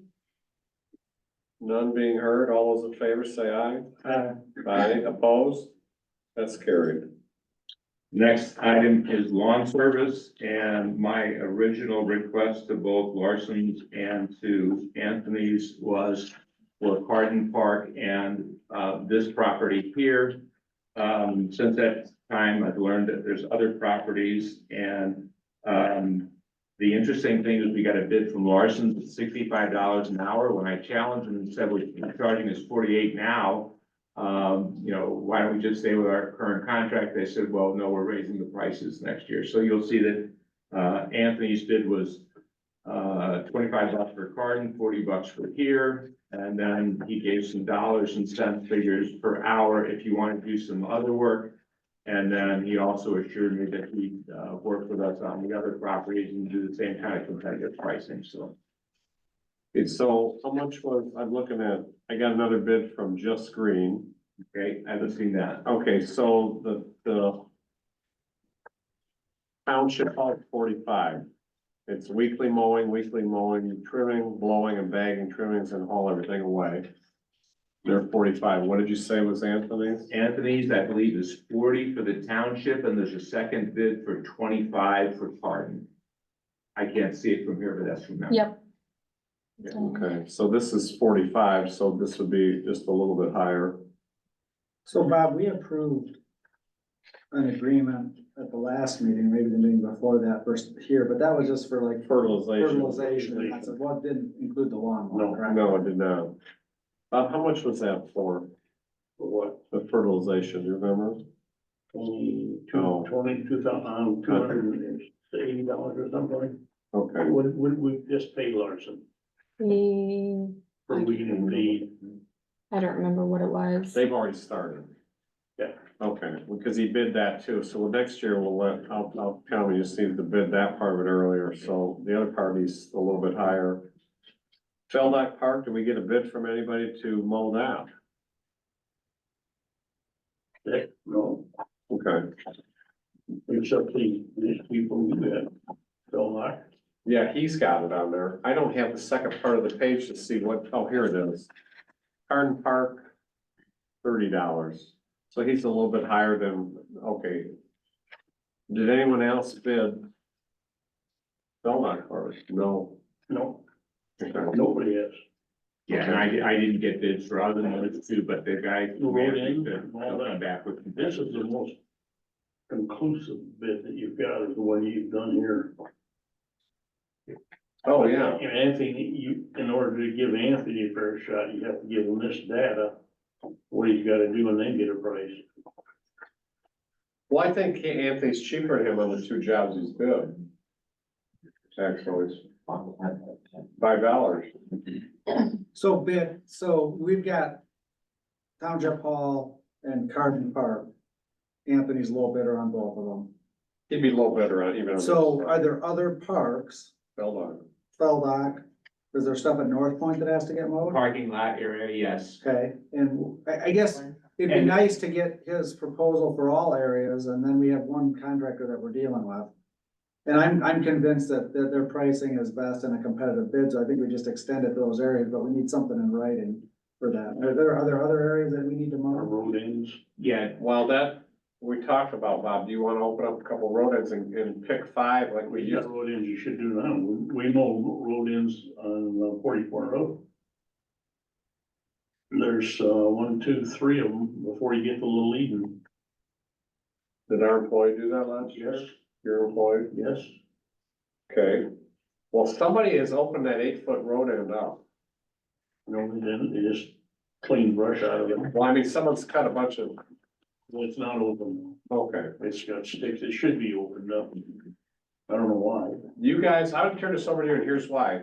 Parks and Rec, go look at road ends, let's pick out 5 that we should open, I mean, not, you know what I'm saying, we used to do that. We'd actually go in and physically have trees removed and make it so it looks like it's an accessible road end. So my thought was that you and Bob and I in the next couple of weeks are gonna drive, make a decision, we'll decide the total number of places we want Anthony to give us the figures on, and they'll come back and we can formalize it. Okay. I did not know that we mowed those last year. I didn't know. Well, the thing you don't know. Well, I'm just saying, that's when you don't tell people stuff, that's what happens. It happens. What other ones do we mow? For road end? See, there's a couple of them, I don't know. We didn't do anything Have on them Lake on the Michigan, map once I know bill. that. Yeah, we did. There's Crescent Beach, you did all that one. Last year, we did it twice. As a matter of fact, we had spring cleanup. Crescent Beach, and I got that guy to do it on his own now, so don't cross that bridge. Well, you asked which ones we were doing. I'm trying to tell you, but you're not listening. You're jacking your jaw again. No, I heard you. So what he's talking about is on the South Channel, I talked to Mr. Ubel the other day, I took, True Green out there and said, you know, Bob said we mowed it, you notice he gave a bid for that. Yeah. That's, anyways, that was because I took him out to the south side of the lake, and then I told him, forget it, or maybe it's not on here, I told him, forget it, cause I called Mr. Ubel, and he said, I'd rather have my man mow it. Right? So it gets mowed at the same time and it looks like it's our, I said, okay, I'm all for it. and I said, I'm all good with that, That's a heck of a mess. so. So part of the reason that I think this is excellent and we ought to continue identifying and is because if we're ever gonna have a maintenance person, to be able to get an apples to apples comparison, we need to make sure that we're already contracting for everything we're doing so we can see what that true cost is. Cause if there's stuff that we leave off and that should be on this list, it's not a very good comparison when if we go to hire somebody at some point, because we'll be having them do work that we didn't bid before and contract it out, so. That's why I think we ought to go with what we have right now. And then We need to create the list of everything, explore more road ends and stuff yeah, next year. but for sure you want it to have ship or to have, Feldok Park Feldok, has to be on there, you wanna call them tomorrow? So, I mean, in the next 2 weeks, Dave, Bob and I will decide which specific ones. We'll give it to Anthony, ask him to give us a specific bid for that, and then can I just return that, to Amber before the next meeting? Okay. I think right now, for sure, we're gonna mow this. Is there any reason, Bob, that those road ends down there by Clark that we are mowing? I don't even know why we're mowing now, or why we did. Cause those are, all those people that own it there have rights to use that road end. What are you talking Off of Porch Point Drive. You're talking about that's where you mowed? about? Yeah, 4 of them. Clark and, there's Yeah. Clark, Bill? Hilltop, they mowed Clark and Hilltop? Yes, because people use it all the time, so it's load for them. Let's leave the road ends out for right Yeah, now. We gotta because- figure out the road ends anyway, so, Okay. well, that's a different You discussion. got a full boat just getting the parts mowed. Just, that's what I think, okay. And then we'll look for road end clearings, Beck. That's what I'm talking about. We'll look for which road ends we wanna open up, so actually make them look like a public access again. Okay, as a separate item to this mowing thing. We can always add on to their. Yeah, cause we already have a bid by the hour, so we just have to pick out what you wanna do. Okay, The next item is the Langland fire rings. okay. We need to vote. I was on saying, we the- need to, are we, You know, Hire an how long does Anthony's? it take him to get a credit card? It may take a little bit, they're kind of. Then we ought to tough deal get- with, but- We want to order them locally and have them shipped right to the beach or whatever you want What to we're do. gonna do, but Well, I don't, mean, I can go down and pay for them, who we get, Before we talk about let's that, do that, Anthony. I need to give you an update on that. So let's finish Anthony's and then we'll move on to the Langland fire yeah, rings. somebody needs to make a motion about giving Anthony's the mowing jobs. We talked about, I'll make that motion. okay. He bid it, it's cheaper. Second by Amber? Yeah. Okay, discussion? And I would, Thank you for all your efforts. Not a problem. I would keep that open so that we could add to that contract if we. I guess we're giving him the two. We're gonna ask him to turn a bid in for the Feldock Park right now. We need that, right? So this is gonna, It's for those two so far. We So can't, far, okay, a bid we don't I have. would add in the Well, if it's at motion. the same price, we can. well, that's what I was wondering, if you can approve them as doing the mowing.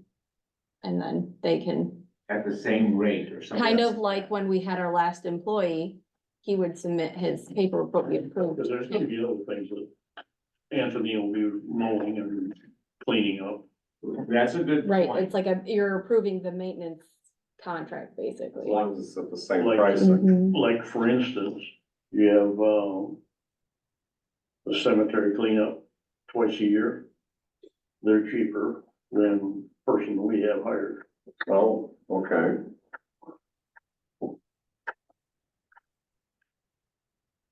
And those things will come up. So why don't we do it this way, just to be consistent, and then next year, maybe we put it together all as a more comprehensive package? Because we approve these two, you folks are gonna talk to Anthony about other areas, we'll get specific, it can be in one proposal, but specific stuff, and we can approve that at the next meeting. Does that make sense? In the meantime, should they get started? Yes. So Yeah, what do you so want the we're- motion to read no, as? We're gonna wipe the motion out, Okay. actually, right? You don't want to vote on the motion then, right? Well, in order for them to start, if you want to You start do the it two those parts. two? Yeah, I think so, and then up front, who made? No, the motion made and seconded to give that Anthony the thing for those two. Right now, that's what's on the board. At the board, to the board. Why don't you say and others with competitive, with comparable pricing or I something? don't know how like you say that, say what's comparable. I mean, you know what I mean, it's up to interpretation, comparable, it's bigger, Did he have hourly rates on? He does Yes. have hourly, but not for Not mowing for mowing, or other okay. stuff. it's totally different. I don't care what the board wants to do, I'm just pointing this out, Well, the ones that are critical right now would be. those two. Would be the Township, Feldock, Carden, That's it. yeah. It says We're missing $25 Feldock, cost that's all. per service for lawn cutting. What's that? It has $25 cost per service for lawn cutting. on But it. that's specifically for. Chimkey. Oh, it's specifically for there. Chimkey. Okay. So why don't we vote on this motion, and I'll make another motion. Okay, there you go, I agree with that. All in favor, say aye. Aye. Opposed, carried. Now what? I'll make a motion that, we approach Anthony's to get cost estimates for all the other areas except the road ends that are identified by Bob and Dave and Vic. And that, if the lawn is getting, if it's getting high, that we go ahead and authorize that work in advance, and then we'll come back and approve the contract, at the next meeting. Did you get that, Amber? No. No, she gave up when you got. I was like, okay, I'm writing this down, however, is that, We can look at the recording afterwards.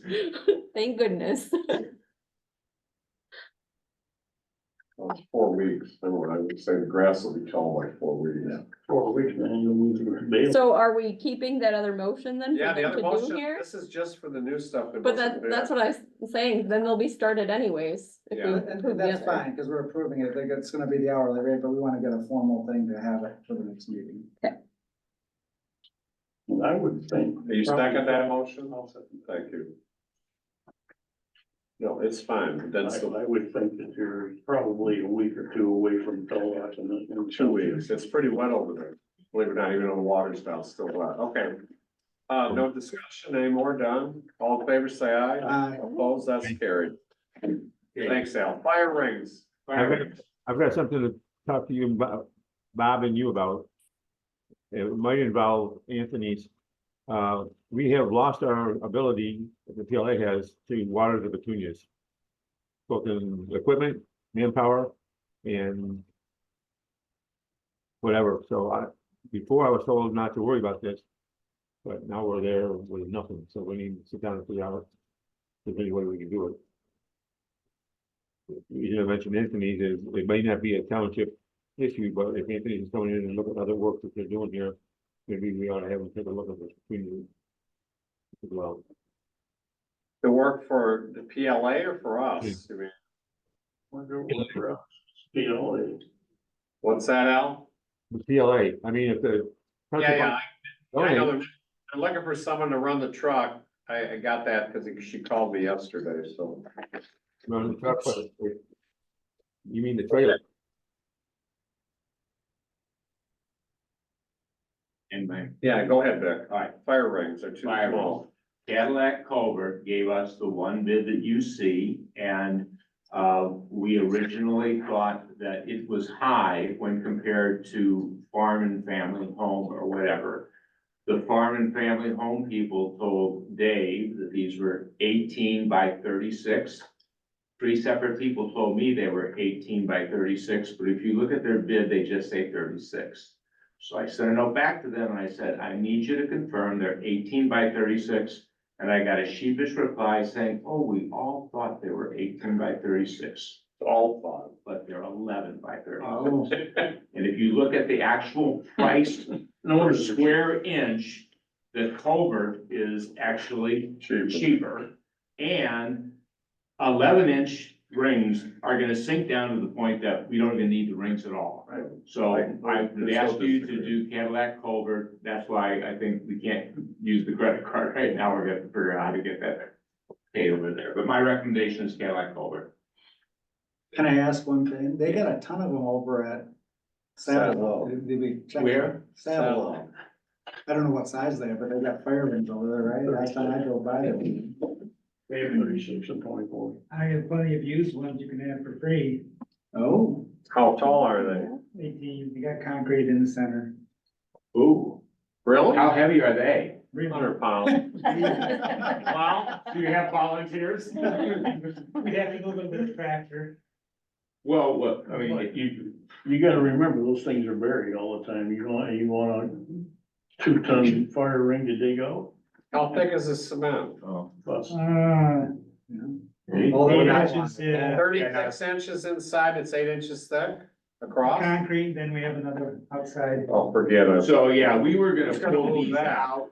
We pulled the I last know. ones out, so. Now, if we could drive up there with a tractor, yeah, you can do it. We can't do that. Right, yeah, you can't move. So don't, I don't think that Cadillac works. culvert. Yeah. All right. Unless you can knock the cement out of them. And we'll have to figure out how to get it paid or whatever. How heavy are those? In fact, any idea? fire rings? Oh, I can pick them up. Oh, they're not that, okay. They're not as heavy as the park benches that we just installed today. Okay, so we're okay with going Cadillac culvert? Yes. Do you need a motion that or? No, I think you got it. Yeah, I think it's already in the It's in the budget. budget. Oh, yeah, it's in the budget. It was approved at $500. Yeah. Well, it was in last year's budget. All right, I'll make a motion, we approve the bid from Cadillac Culvert for the 6 fire rings, 18 inches tall and 36 inches in diameter. Okay, is there a second? Yes. Thanks, Bob. Any discussion? None, all in favor, say aye. Bye. Opposed? None, carried. So you see, Vic, it's all the fun stuff. Okay, next. We have one, request for, spending that we did not budget for. And we're asking about $1,000. We think we'll cover that. And I'd like Michelle to explain why we should do this. Which one? All of them. Oh, Tell us about your events. These are the new events. I didn't know they were budgeted. No, they were not budgeted this year. This is a new request for $1,000 spend for this year. But you said we carried forward supplies. We did, but we didn't carry forward these specific ones, so we need to get these approved. Okay, so obviously we need a little more discussion at the parks level. There's just 3 events, and if we do it big, I guess up to 1,000. If we eliminate the snacks, actually, I was just having a conversation with Ed. We're gonna try and find donations. If we don't, then we can alter the events. I thought that there was some money for supplies based on last year's events that I'm not using. I thought it was covered. So, Well, let's say it this way, would the board authorize an additional $1,000? We'll try to stay within our existing budget, but if we need extra to do these 3 events. And they'd be the butterfly. Beach volleyball. No, Oh, no. I'm sorry, There's 3 new events. I had a request that the Parks and Rec start enabling the local kids to come together like they quote used to. And so that would be a very low cost event. That would be possibly purchasing a volleyball. I'm working with Ed on exactly what can and can't be done through township dollars. And then providing s'mores type snacks. I don't know what you have next. So we had $25 for volleyball, $100 for snacks, just to give you a rough one on that. Then the family fun day. The Family Fun Day, again, we're coming back to can the township purchase craft materials? That when I've been purchasing them myself, I basically purchase them once a year and then we kind of reuse them throughout the year. So it would be basically stocking a craft cabinet, if you will, and then this is an event that would have a dollar value associated with the crafts, depends on how many people we get. I don't think, and if we cannot buy food, again, I would have to find a sponsor for that event. And keep going. So the 30-day challenge is one that one I was aware that was gonna be a higher cost. And so supporting the idea that we need trails in the area with an event that actually somebody said something. keep going. So supporting the idea that we need trails in the area with an actual event where it's not just surveys that say that we need them, but we also have an event where people are going to participate. I've talked to a lot of people. We got a lot of people excited about this one. The cost associated with this is just for the trash and trinkets if you compete and complete. And we threw $500 out there as a possibility. Have no idea if I get 10 people signing up or 100. That's the virtual one where they It's a do it on their virtual own and you come. So where's all the money coming as to? So let me, because there's apparently some confusion on the money. Because we didn't line item budget every single thing this year and then total it up, we just carried over our totals from last year. We didn't do this, and I thought it was a good idea so that Heather or Amber was covered, that we discussed this. And I want Michelle to talk about the fun stuff. Why are we doing this? Who's gonna be involved and so on and so forth? And my comment is, to be safe, let's allocate $500 for this 30-day challenge, $200 for the family fun day, and $125 for the other. That way we know we're covered. Probably will not spend that much money. That wasn't my question. My question is what, because this is virtual, so why is this the most expensive one to fund? That's Because when these people finish their Whatever. huge Right. challenge, we're going to give them some kind of Onekama marketing piece. Oh, that's what my question was. Yeah, Okay. so we would like to be able to give them a decal, for example, that says, I survived the Onekama 30-day challenge. It goes on the car, wherever they drive, it's marketing for the area. But the event also supports the idea that we need trails, which is a major effort that Rick and Vic are taking on, so. Okay. And And I Family think, Fun Day was inspired by I Amber. think the marketing thing is a perfectly acceptable use of public funds. It's the food that I think is to be problematic. And the crafts, I don't know. I didn't see, No. so, But the food is always an yeah, issue. with which the- is kind of bizarre, but anyway, that's what they rule. It's Well, been you pretty can either We get send some out, donations for food, I'm sure. From the hot dog vendor. The one we're not gonna oh allow. my gosh. Well, Can maybe fit that into the permit. So, I mean, I would make a motion that we authorize up to $1,000 for For these these. 3 events on things that we can legally spend funds on and that,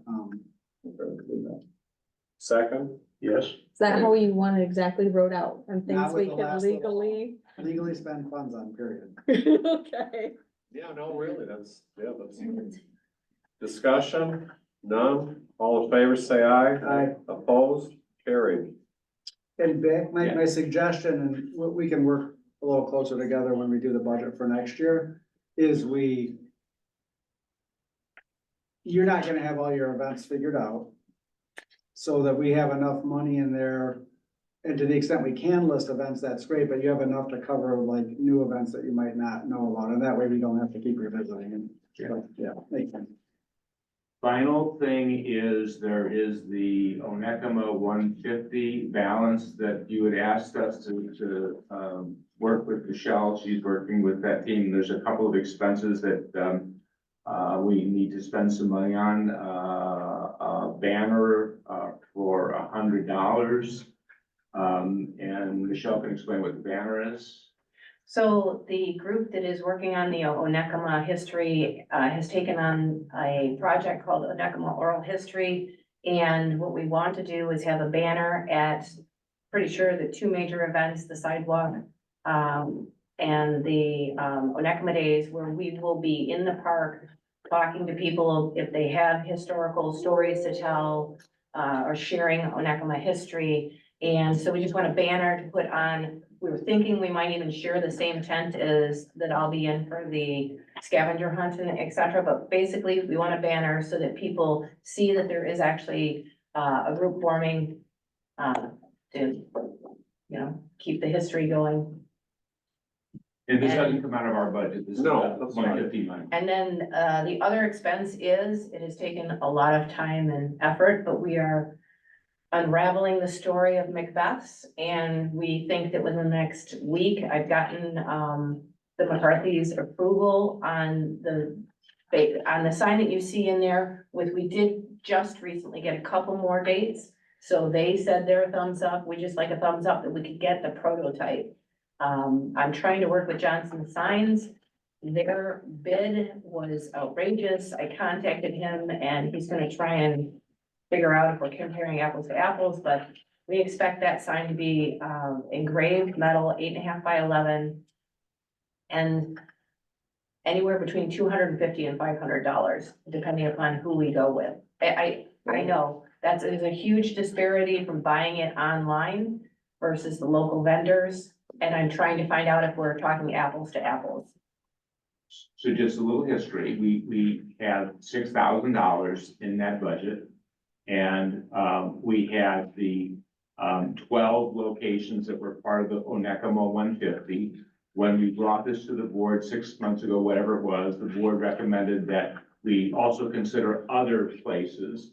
But that we didn't have the budget to do that because the plaques we thought were gonna be about $500, and it was more creative than, the signs of the font or whatever. So, I mean, as time goes on, they're gonna cost more money, but these are hopefully gonna be within that original $500 budget. And if we get all 12 of them done, we'll spend the $6,000 that's there.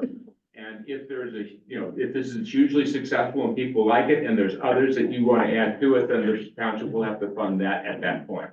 So this is just the first 2, and we're hoping they come in Yeah, first one. 2 this summer, 1 we're ready for. And it's Macbeth and the thrift shop, right? Maybe. Yes, pretty sure the second one will be the thrift shop. Great use of the fund, I support that motion. I'm taking that motion. Second, okay. No discussion? Any more? All in favor, say aye. Aye. Opposed? That's carried. Speaking of signs, long time ago, somebody must have egged the Langland Park flag on the rock. It's discolored on one part of it. Is that anything that we can get Johnson signed or sort of figure out how to clean that? Cause it just looks bad. Yeah, okay.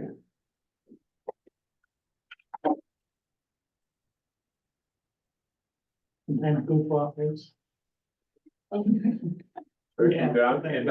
by the way, the picnic tables are all assembled, sitting in the Yeah, parking look lot. nice. And they're great. Doug, thank you for that recommendation. Itself suggested that we talk to Doug, and these babies are heavy duty. For your And picture then too. The, there you I printed go. it for you. And then the, How heavy are they? I can move them by myself if I drag them, but. Are they gonna be gone tonight? well, that's why Michelle's gonna tell me where she wants the 4 there. I'd like to get them off the parking lot as soon as we can, but they're heavy enough that lifting them over is gonna take more than 2 guys. Yeah, Certainly more than yeah. me and somebody else. We move them with a tractor most of the time. And the rigid walkway was installed today. Last year, when we did all the measurements, we were able to get down the slope to where the beach is. So much sand has come in that now it ends on the slope. And one of the challenges that we had last year was those walkways where they come together, if you have a significant bend, they'll have to machine the connecting point. We didn't have this problem. It's okay. We were expecting at the bottom it was gonna be an issue. Well, now we're not even to the bottom. So we don't have that problem, and they say it came out really well. I have some pictures, but I'm gonna run out there after the meeting, but it looks great. You know, my hope is that we get such strong, public support for it that we come back to you and ask to put the T at the bottom. Because it really looks like pretty nice stuff. It's the stuff down in Manistee. Okay. And I think Let's move on. Al? Not yet, yes.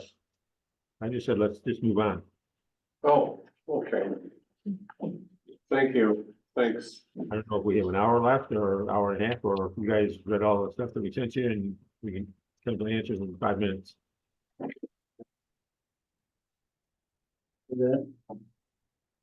Okay, planning commission off till April. Isn't this April? Yeah, but they haven't had a meeting yet. Okay, that's what I thought. It's sometime 20th or what is it? 25th? The 18th, Yes. 18th? Okay, they're meeting on the 18th. yeah. Something, Okay, Yes. I think so. I'm not sure on the date. I haven't, no one's told me, so I don't know. Okay, board review, nothing till July. There'll be a next board review meeting. Recycling, sorry, man. We're finally here.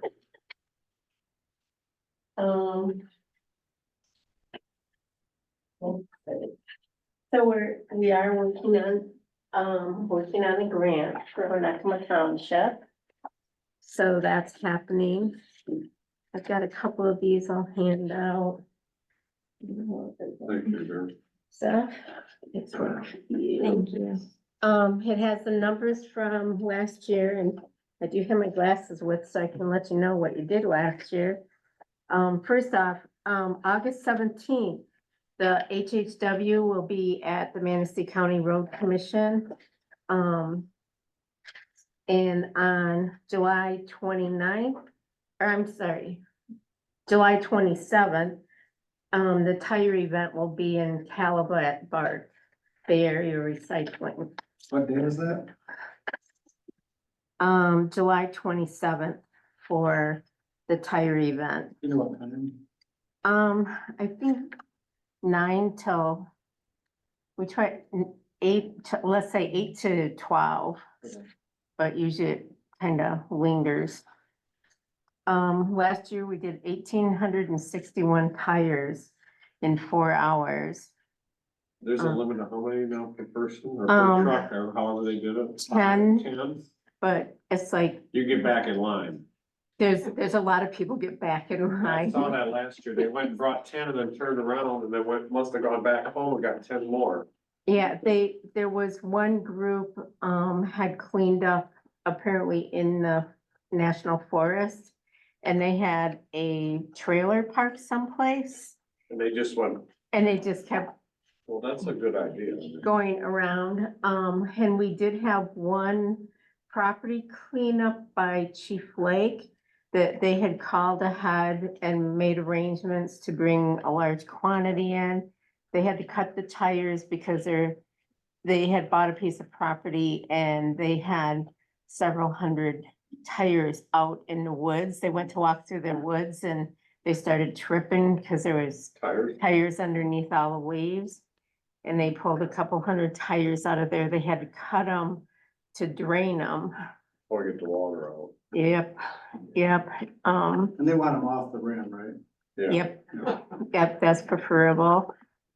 So, and that will be at 14407 Well, they'll take the rim, industrial. I think they charge. Yeah, as an extra charge. That's what I was asking, because I think they did last year. So the tires can't be higher than 3 foot or wider than 10 Yeah, they inches. won't take tractor tires. We're working on trying to get an event and a grant to take like racing tires, tractor tires and stuff like that. We're checking into that. Cause, even like the wheels on a lot of the golf carts and stuff, they get the wide wheels for the winter. And, they're wider than 10 inches, so Oh, they, they won't take that. Oh, okay. yeah, so if they're wider than 10 inches, we don't take them. If they're higher than 30 inches, we don't take them. They upcharge it significantly. On here, I also have, you go to the last page, it has all the last several years of totals, monthly totals for each of the different townships. It's in the PA 69 program. So you can see most of the time, Onekama Township has had the largest quantity in the county. Arcadia, then is Bear Lake, and see, Maple Grove is next. So we're also looking at, in the near future, once everything is figured out where you're gonna land, we'll probably get some more bins here. And in the summer, we will be going to 2 pickups a week again. So what is the grant that you're pursuing? Again, similar to the last one? Similar to the last one, toned down significantly, just getting resurfaced, getting some things ready. We've also, discussed, getting something similar to a Bobcat for snow removal. It has like a snow blower on it, tines, both short and long tines for picking up pallets if needed, a back grader and a front loader for future endeavors. So When do we hear on this one, the time frame? I believe it's the beginning of July, sometime in July, and they want these shovel ready. So, So that would be located where, same spot where. Same spot we're talking about over there. Yeah. So we need to make a, kind of all trying to play together, but yeah, we're also looking at fencing, putting fencing around, barrier fencing around. Yeah, there's a number of different That's the things. same granting source, Pardon? same grant that we did before. same No, this source? is actually, the last one was, I believe, a DNR grant. This one is an Eagle grant. Okay. So, yeah, because that was a regional multi-state grant, and actually Eagle got that grant. right. So, Let me ask, so I haven't brought this up, have you Something we just don't talk about. Did anybody said anything About, over at the fairgrounds? I'm not saying nothing unless somebody asks me. Do you have that report digital? I could email it to you. Here. You have this one. Yeah, if you've got a digital copy, that'd be great. Yeah. I'll scan it in too. It's Put it on the website. actually, it would be on, Manistee County Green Team. Oh, you It got would all be, that's out there. We be should on put there. this on the I'll put it on website. our website. Yeah, that'd be But- great. But it does have the dates and stuff on there for the tire event and everything. So, Do you have a flyer for the tire event or no? I know we've. Not yet. gotten one in the and past. that's also so how that works is, Manistee Conservation District, puts the grants in for the tires. And then it's held at, the county has always held it over in Calabar, kind of centrally located. And we've got the loading docks and everything, so it's just, it flows through, there's no traffic backups and stuff, so. Could you send me if you have a flyer then? in the As soon as, future? yeah, as soon as we get them, Yeah, we'll Thank get you. it advertised. yep, awesome. I'll make sure you And- get it to the conservation district. Thank you. Ask Kendra if she'll send all the townships and Yeah, I've stuff. got a pretty good analyst, Kendra, so. Yeah, thank you, but. Oh, and that's pretty much it, unless you have some questions.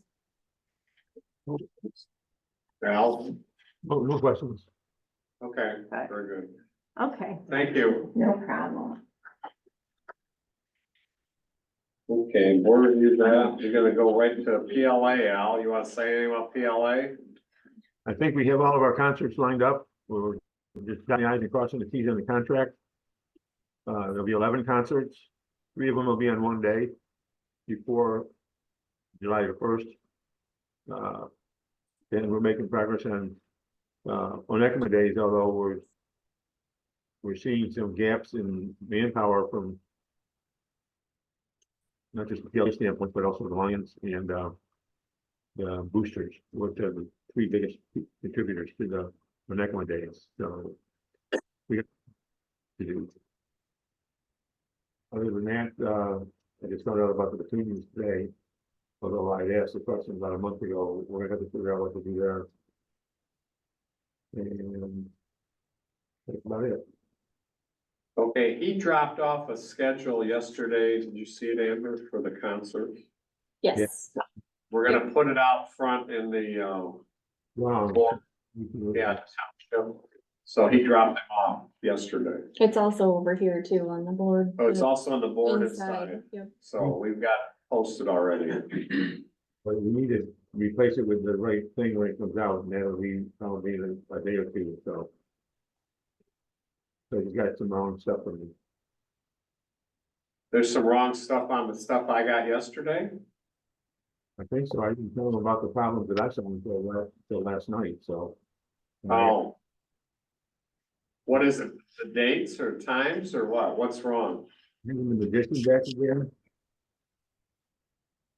I'll take it down and I'll just compare. Yeah, and we'll I'll send compare. it. We'll make sure it's correct. Okay, that's fine. All right, thank you. Gosh, am I evasive? Invasives. Oh, species, I'm sorry, not just evasives. You want to get Yeah, right into it? yes, Okay, I did email you the PowerPoint, if it would be helpful to pull it up. They should maybe in your inbox. But I did print off a copy of it.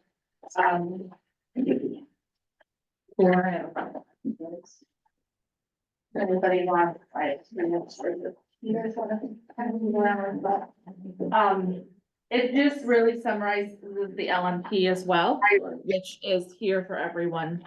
So did you email a copy of those? Yes, To me? yes, just as the meeting got started. Oh. let me pull it up. Otherwise, I have it on my flash drive right LMP here. means lake management. Go ahead, you have to do it. Yeah. I'm sorry. Yeah, I'm sorry, yeah. Yeah, Just lake want to make management. sure everybody knows. Well, it's evasive. Too. And I'm trying to be evasive. Yeah. There we go. So I'm basically just gonna summarize the long document briefly with highlights, and then we can take questions. Sure. So a brief agenda of what I want to just touch on real quick is just to refresh everyone of what an integrated pest management approach is and our goals.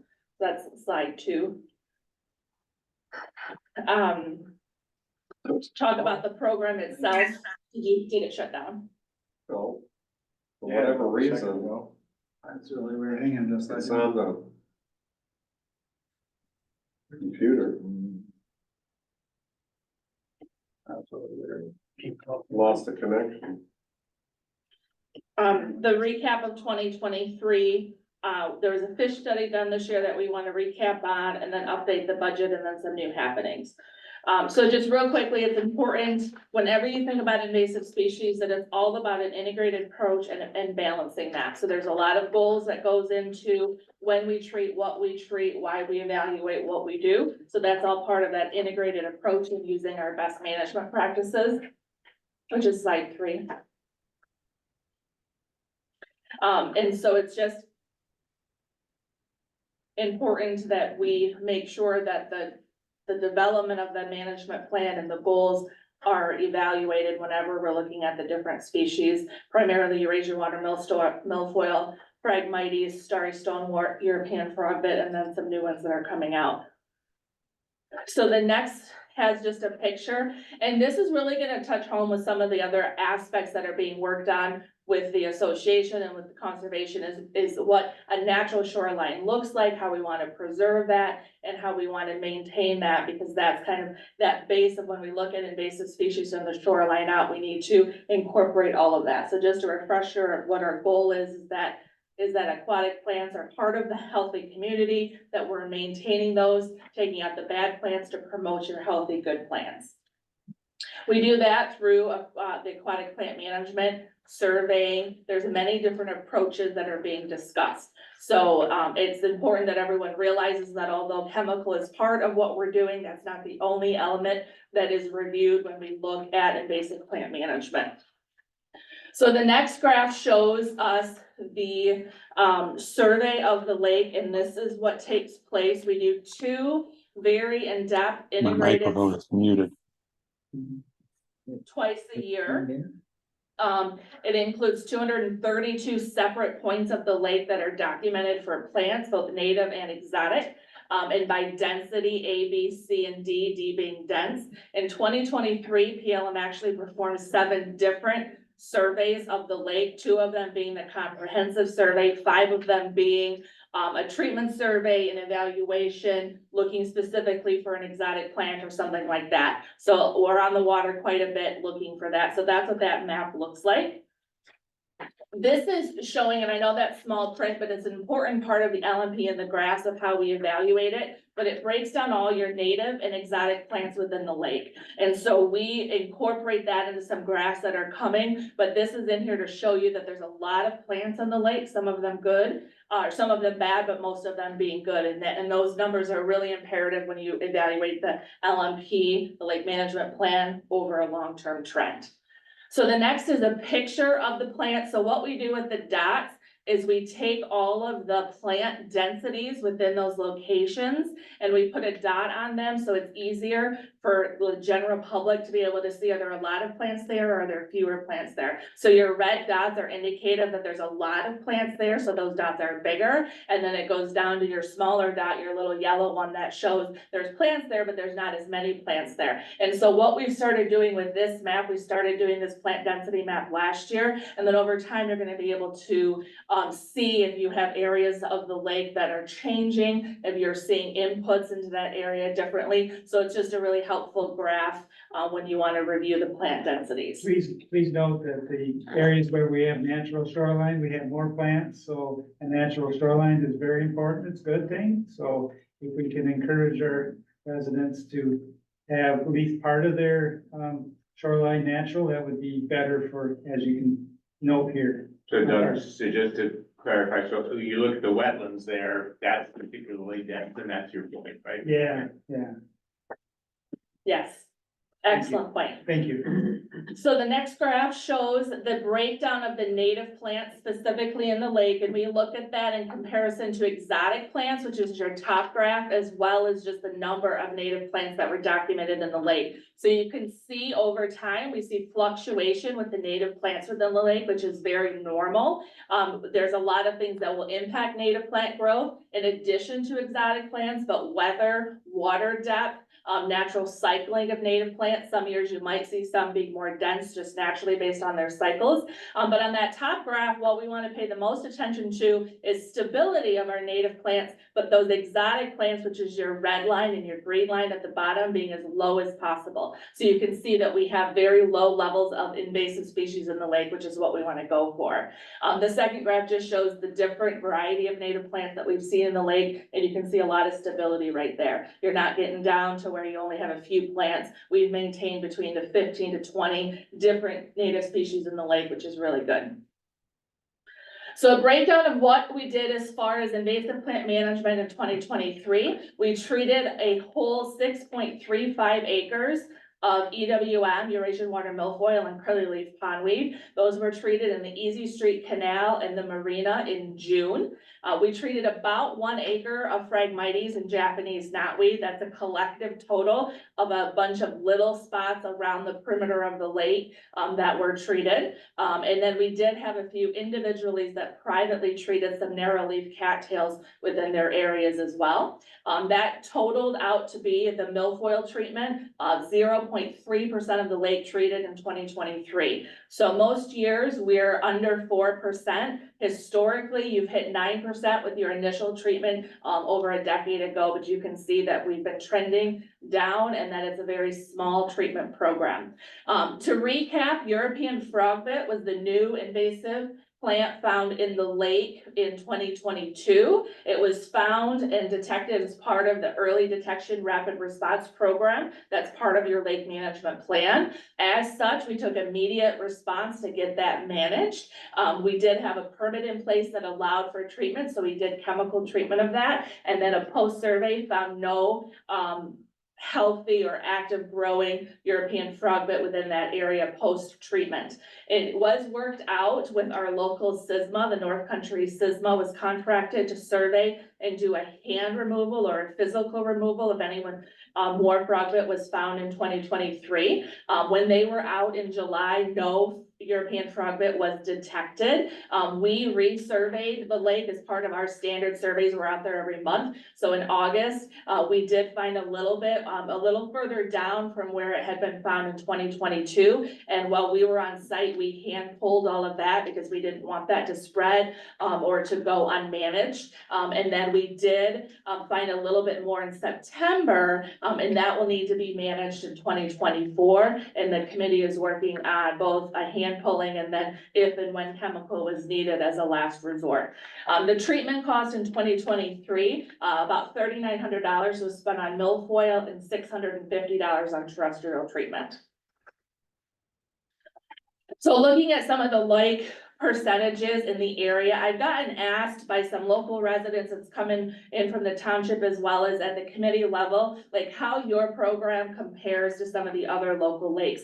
And although I don't like comparing lakes because each ecosystem is its own unique element that needs to be managed, it is important to understand what's going on within our community. So you can see if you were to compare, and you can't compare a large lake to a small lake where Arcadia is very small, it is also very shallow, but you can see that they're actively treating over 20% of their water body regularly for various invasive species. And you can see that Bear Lake actually trends a little bit more similarly to you. They're the blue line there. And so that's lake size, a similar size, although they're very shallow where you're deep. And so it just kind of puts in perspective that you know, are somewhat similar to some local lakes, well under other lakes, and are still in a very good long-term approach when you look at what's been done historically. The next two graphs are going to show you the overall cost of your management as well as the acres treated. So the goal there is to see a downward trend. And you can see that in both, when you look at the cost of your management program, you're trending downward. And then as far as when you look at the number of acres, you're trending downward. This was a very low year. I do suspect that you'll see a little bit of a jump potentially this year for various reasons. But you're never gonna get down to where you're not probably controlling anything. We need to be realistic to that, but we wanna continue to trend down as much as we can. So question, so we want it to trend down, obviously, but that's as low as it's ever been, right? I mean, are we just doing a better, well, let me ask, So- what would, are we doing a better job of how we're treating? Two things in play here. One is, some of the beds that we have worked very hard at with systemic chemicals to get down in the root system didn't have a lot of growth in those beds this year. It was more sparse. And when we look at management in a lake, we can't, we're looking for beds or areas we can effectively manage. We have to keep that in perspective. Versus when we're looking for one plant. The committee also is working on, trying to find that balance to, keeping some protected areas that may not receive management and such. So that all kind of plays into it. I think realistically with the winter we've had, I'm expecting to find more growth on all of my lakes this next year. So I think you're gonna see an increase. But I still think that when you look at your long-term trend line, you're gonna see those lower years, more moderate years. You can see there has been some lower years back in, I think that's like 2011, you were down quite a bit, and then in 15, you were down quite a bit. So I think that when you look at that trend line, you do have some real low years, and then it tends to spike a little bit into a more manageable, level. But I think that's what you're gonna continue to see. Is that dependent on the lake level too at all? Lake level is huge Okay. into it, and weather's gonna be huge. We've had another very mild winter, which tends to spur plant growth. And so if you have a real hard, solid frost line, deep frost line, a lot of snowpack on ice, you tend to see less growth that following spring and summer. Well, Phil can talk about this better, but plants are good for, spawning fish, so Phil can talk a little bit about that later too, but go ahead. I'm sorry to Oh, interrupt. yeah, no, they're of course good for Yeah. fish. So when you look at your water quality map, those are the areas in the lake, all the black dots are the areas that we're testing. We test Portage Lake a lot. Dr. Herb Lennon had originally planned out the program where we test. You guys have, I've said this before, one of the most extensive water quality programs for testing that I know of within the state of Michigan. And so I want to just touch on some of your top parameters that we look at. When the first one is transparency. So that's actually the next graph over. That's just a recap of what we do. So succubus. So succubus is your transparency of the lake, and that's looking at how deep the sunlight can penetrate down for plant growth. And so one of the things that people like to see a higher transparency, so you have clearer water. From a weed perspective, the more clear the water is, the more you're gonna have plants grow. And so we don't necessarily wanna have transparency down 20 or 30 feet, because then your plants are gonna grow even deeper than that, because the sunlight can penetrate down there. So we look at that, you can see that historically going back decades, your transparency is declining just a little bit, but that is expected as a lake is more productive. Nothing concerning, but you guys still have very good clarity on the lake. The next is your total phosphorus. So phosphorus is your food for algae specifically. And so we test this regularly, the phosphorus that's coming into the lake from your creeks or from pollution outside of the water. And then we also test the water down at the bottom of the lake to determine how much phosphorus is being released from internal loading or from the bottom part of the lake. And so this graph shows you your basins. You have both your deep water basins there, basin 1 and basin 2. And what we want to see is as low a phosphorus as possible. 10 micrograms per liter is your typical threshold of above 10 is considered polluted. Anything below that is relatively good. And you can see for the last 5 years, you guys have been trending very, very low. Once you're above 30, that's when you have big red flags that you have way too much productivity going on within the lake. So generally speaking, the lake basins are looking very, very good in regards to your productivity from phosphorus. Okay, can I interject? Al's on my phone because he can't get through. Okay. kicked off. Can you get him back? He needs to dial back in. Okay. He hasn't, he must have dropped off on his end. I didn't do anything to him. I guess it's okay, he's on my phone. Okay. So this graph is the same phosphorus graph, but what we do is overlay how much phosphorus is in the lake with how much oxygen or dissolved oxygen is in the water body. We do that to determine if internal loading is taking place once you have a stratified lake. So in the middle of the summer, actually, this is gonna be earlier spring this year, once the lake divides and you have cold water at the bottom and warm water at the top, if you don't have proper oxygen down below the thermocline or into the colder water, it's more likely that internal loading is gonna allow the phosphorus to get released out of the bottom sediments. So we wanna check for that so we can determine how much productivity is coming out from the bottom of the lake. So you can see that we have the phosphorus, that's that blue line, and then the orange lines are our dissolved oxygen. And you can see that we do lose dissolved oxygen in the middle, the end of the summer. It's very, very normal, for as productive as our lakes are, that lakes are gonna lose that oxygen down in the deepest part of the lake. So below 40 feet is typically where your lake starts losing oxygen.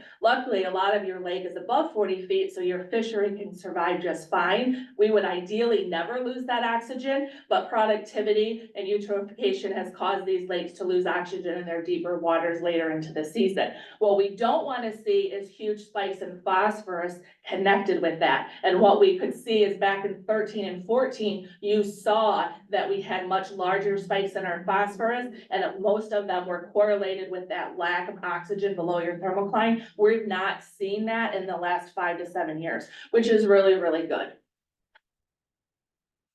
And then that just showing you your second basin, versus the first basin, and it's consistent in both areas of your lake. Further west you go as well as out in the center. So both of those just show that, things are very positive in that regard.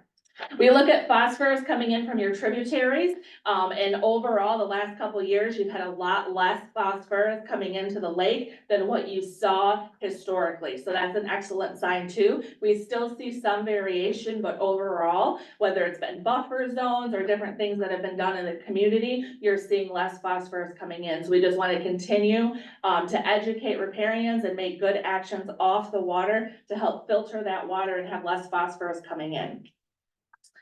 The next graph just shows you the different areas that we test. So Glen Creek is your blue, stream number 9 is your pink, and you can see the historical trend for each of those locations. And you can see again, the last couple of years, we've seen less phosphorus than what you've seen historically, but it does allow you to see how some of those areas, stream number 9 specifically, has been one that's been consistently elevated. Last year it was elevated, but the year prior it wasn't, this year it wasn't as well. So just another way to view your phosphorus trends.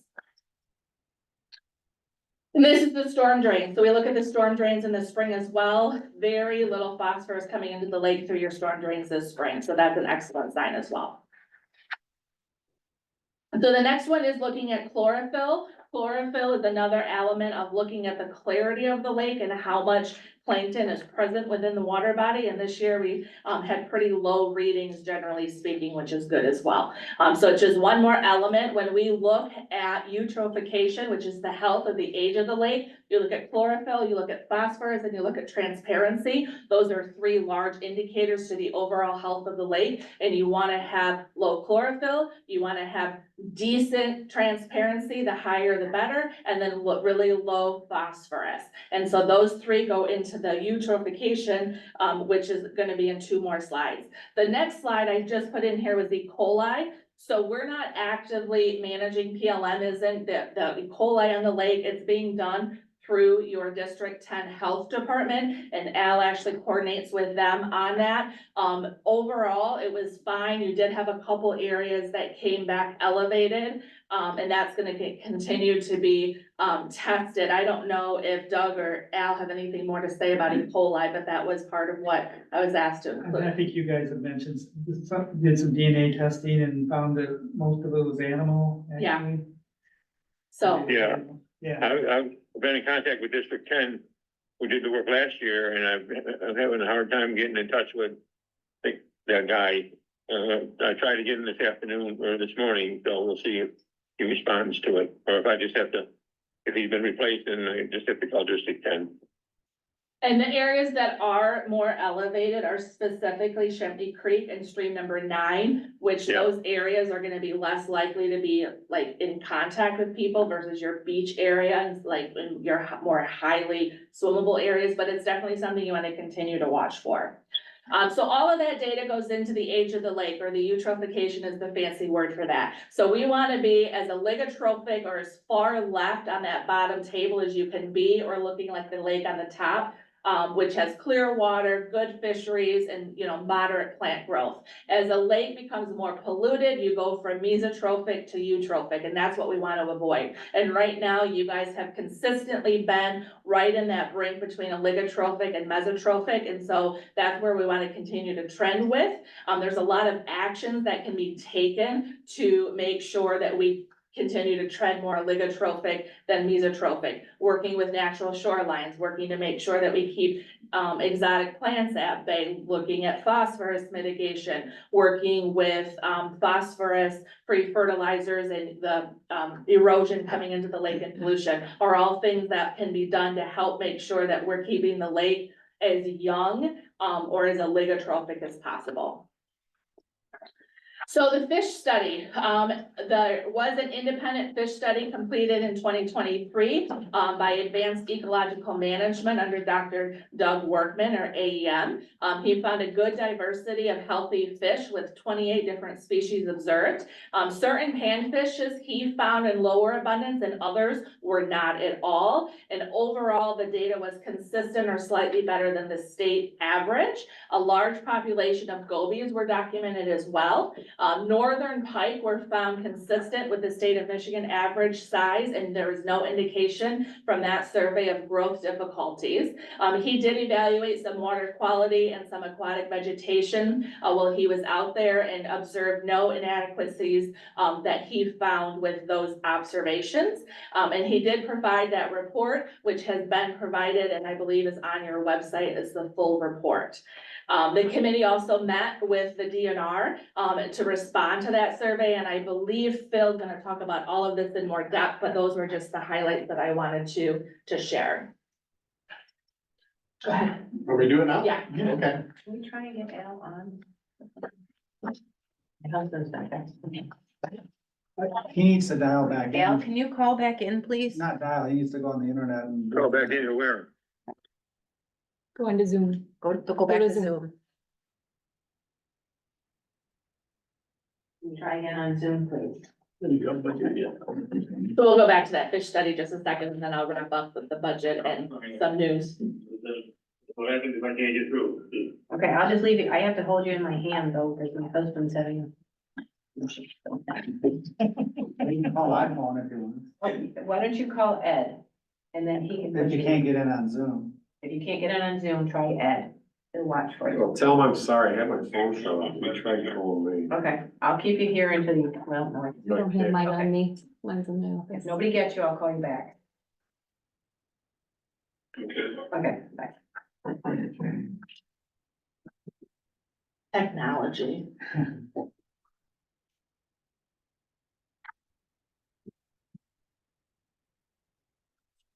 You wanna wait for Ed? Sure. You wanna finish up your presentation?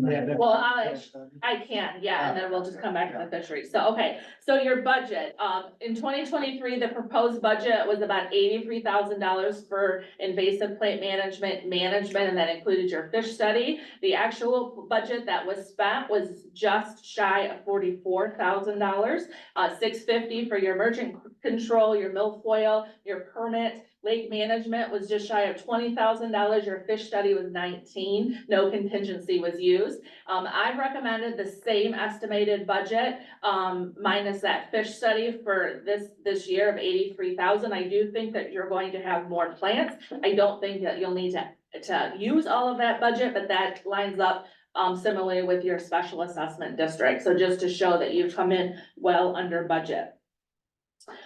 Your invasive species committee is continuing to work on fine tuning the goals and procedures for in the direction of your lake management. Joint surveys are a goal, to get on the boat with, myself and my staff, and making sure that we're taking part of that early detection rapid response, since there are new invasive species that have popped up in Michigan. There's been discussion about, that protected area and fine tuning that of areas that may not receive management, and then continuing your extensive water quality program. Community outreach is huge too, so we send a notice out with your tax bill. We're working on that notice right now. And so we just want to continue to work with the public as much as we can. And our PLM's contract is up at the end of this year. So, the committee is starting to digest what an RFP for management services, treatment costs, contractors, and that would look like. And if we have an old copy of that, I don't know how that was originally set up. I think Al was gonna try to get an old copy of the original RFP before PLM to hire when they came. So if we can get that, and I've reached out to other agencies and organizations to get what they've done too, so. But if anybody has, we could use some help and determine, what was the original RFP for. I can tell you that my contract followed the RFP specifically. It's designed in order of what that RFP. Okay, Like, good. I didn't design your water quality program. That was all part of what was in that RFP. And Okay. then you guys have adjusted it quite a bit. But yeah, so I mean, and I've been looking through, I didn't have anything electronically, but I've been trying to go upstairs because we keep files going back quite a while to see if I can find a physical one, but I haven't found it yet. Okay. If we find a physical copy here, we will probably would not have an electronic. Yeah, because this is going But back. We can convert it pretty easily Yeah. and tweak it, so. Yeah. Thank you. All right. If we find it. So a few things before Phil talks more about fish is I want to alert you guys to some updates with wake boats. We're gonna talk about hydrilla first. So hydrilla is an aquatic invasive species that we have been fearing its entry into Michigan for the last 20 years. It was found in southeast Michigan in September in Berrien Springs. It was found by a local property owner. He called Eagle. Eagle got on site. They got a picture of it, freaked out, got on site, looked at it, positively identified it as this watch list species hydrilla. And they had an early detection rapid response program in place. And because they have that for this species, they were able to get it treated within a week. PLM was part of their early detection rapid response team. And so we actually did the treatment. It's been proven to be very effective. Chemical control is the best management practice for that species. The fear is there's two other plants that look just like hydrilla. So you can see hydrilla there on the left, Brazilian Elodea, which is exotic as well, and then our American Elodea. And so they look very, very similar. So it's really important that we keep in mind that although this was found, not close to Portage Lake, it is now within Michigan borders. It's probably a matter of time until it continues to pop up and make its way north. Very similar to European frogbit. European frogbit, I had not in my geographical area of Michigan up until 2 or 3 years ago, and now we're finding it in dozens of lakes. So it's really important that you guys have an active management program, that you have a plan in place. So if and when this is found, you guys can respond immediately. Luckily, this plant is currently on that watch list, so the state paid to have that treated and they took control of that. If this spreads rapidly, similarly to what milfoil did 50, 60 years ago, the state will no longer be, paying and managing that on their behalf or our behalf. So that's why it's important that we stay on top of this and are well aware. It's a bad one, we don't want it. It's the worst species we could possibly have. Spread. So it actually spreads by 3 different ways. So it spreads by turions. It spreads by stolons, rhizomes, fragmentation, and tubers. And it's the only aquatic plant in Michigan that has the tubers. So that's part of the issue. So it could get from Berrien County to here because there's water contaminated with that It's more likely to come on boats or Human waterfowl. activity, yeah. Yeah, Or, but or by a bird. yes, Oh, yeah, waterfowl can spread plants, boats are gonna spread plants much more likely, than just water being connected that far, but the other local lakes down there are being actively managed, ones that, where you have outlets and sounds like inlets. the Japanese barberry of lakes. Yeah. So it's not fun. I hope to be retired long before it makes its way into my area because it's a nightmare. Bree, can you tell us, was that on a public lake or a private lake or a Private pond? pond, or- private pond. And they're thinking it came in through the aquarium trade, which unfortunately is one of the main ways that these plants are coming in is through the aquarium trade. Huh. Yeah. So wake boats, some lakes have to worry about wake boats, other lakes don't have to worry about wake boats. I don't have an opinion on wake boats, I just wanna make you aware of legislature that is sitting, in the state currently that will be the first action taken to limit the use of wake boats on our inland lakes. So the intent of the legislation is to limit the use of them to depths that are over 20 feet and greater than 500 feet from shore. And so this has been an ongoing issue, like Michigan lakes and streams specifically. And there's a lot of research from universities that are all working together to try to determine the ecological impacts from these boats.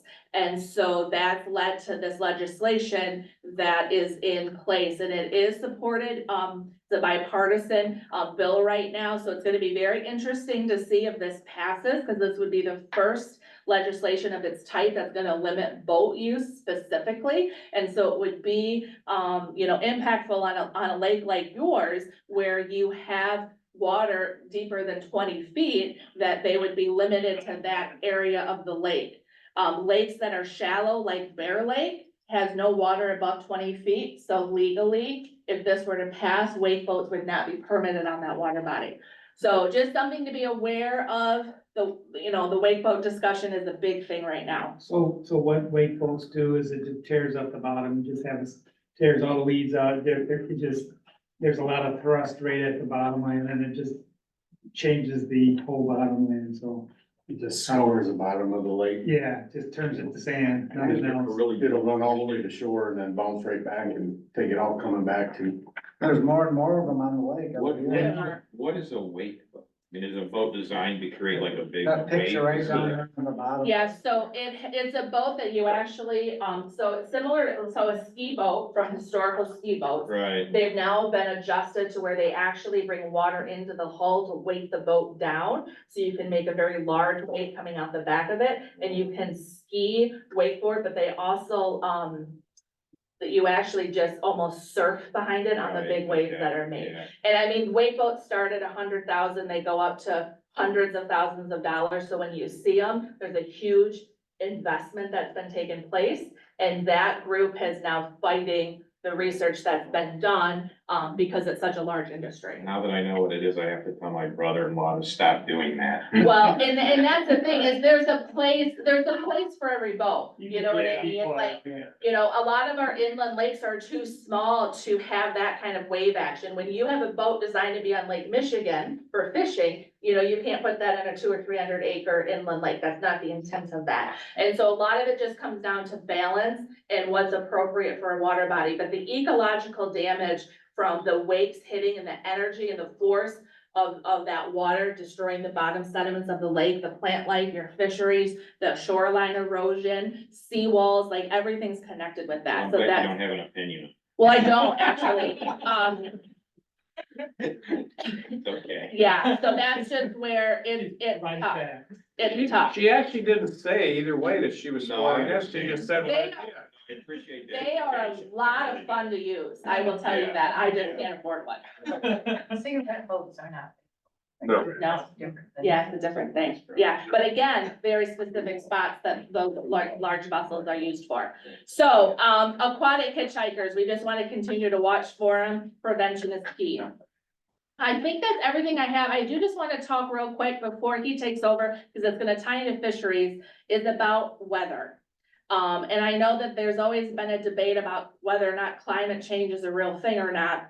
But I did listen to a very informational, talk this morning from a DNR fisheries biologist out of Lansing, Dr. John Naylor, and his talk was about specifically the changes in ice and how that's impacting our fishery. And it's one of the first, like, really detailed talks that talk about how much ice coverage we're getting and the long-term impacts to the fishery that that's having. And I thought that it was really interesting when you look at some of our lakes that used to have feet and feet of ice coverage for very long periods of time, let alone that snowpack, and that we're seeing a shift. We're seeing a shift from when the ice comes onto the lake, when it goes off to the lake, and then the impact specifically, because I always look at plants as far as what do we expect for milfoil, but the tying into the different species of fish was really, really eye-opening. And so I think that as this study and research becomes more widely known, we're gonna see a lot larger discussion of this.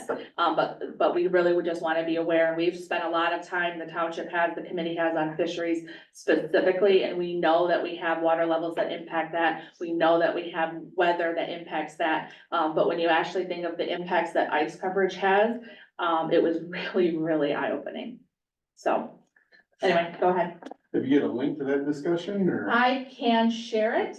It's just being talked about. The Michigan Inland Partnership just met with the group, and so they're just like divulging, because it's such a new topic, but yeah, I've never even heard of the gentleman. yeah, he's in Lansing, yeah. So, Michelle, do you still have Al on? Cause he hasn't tried to dial into the meeting. He's still on your phone? Okay. You tried to call my phone. I didn't see it. That's because you got blocked. Sure, that's been resolved, so. I have my phone on. Thanks, Michelle. Well, Were there any questions for Bree before I gotta. Fix those.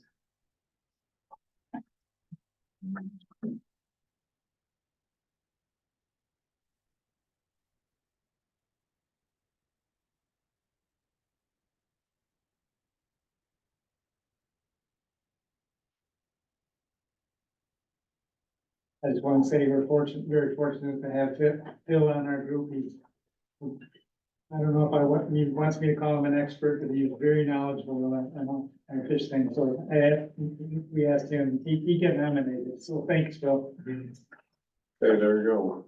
I'm sorry, I can't hear. Can you hear us now, Al? Here, move. Why don't you move the phone over there, Phil? This looks by you, I guess. You're the one that's gonna be talking. Can you hear us, Al? Yeah, okay, now. Okay. So with the fish study that was done, we asked Scott Heinzelman, and for those of you that don't know, Scott Heinzelman is the Central Lake Michigan Management Manager out of Cadillac. He covers this whole area. He is in charge of the biologist for our lake, which is Mark Tennell. So we asked them to review the fish study because the intent of us having it done was to try to mirror what the DNR does so that we have comparable information. And so that's what was done. Mr. Workman did a good job working with them to make sure that he used their information for where to set, time of year and that.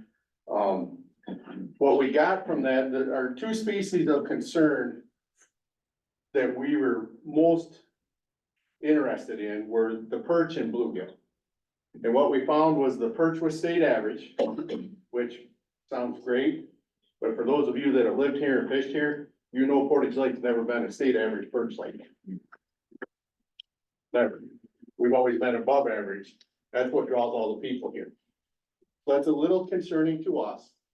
And there's a lot of reasons that could be climate change, could be all the damage that's being done to the lake. The other one is bluegill. Our bluegills are below state average right now. And there's not a lot of the older year classes there, if I remember correctly. Wasn't it the older ones or is it the younger ones? I believe it was the older ones that are not there, so they're not able to reproduce and keep it coming. A couple of the concerns that Scott had, when we asked him, we said, what are 4 areas that we need to really look at and work on? And the first one he said is education. We need to educate our people. We need to educate them about invasive species. We need to educate them about restoring our shoreline, not damaging our shoreline. We need to educate them about being smart out there. And, you know, some of the things that come up were the wake boats. Wake boats come up. They're scouring the shore, you know, and coming back, and any native species that we're trying to recoup here are just being scoured and washed right away. And let alone the damage up against the seawalls, it's eroding that natural shoreline. Bree kind of touched on it. So we had education, the wake boats. We had chemicals.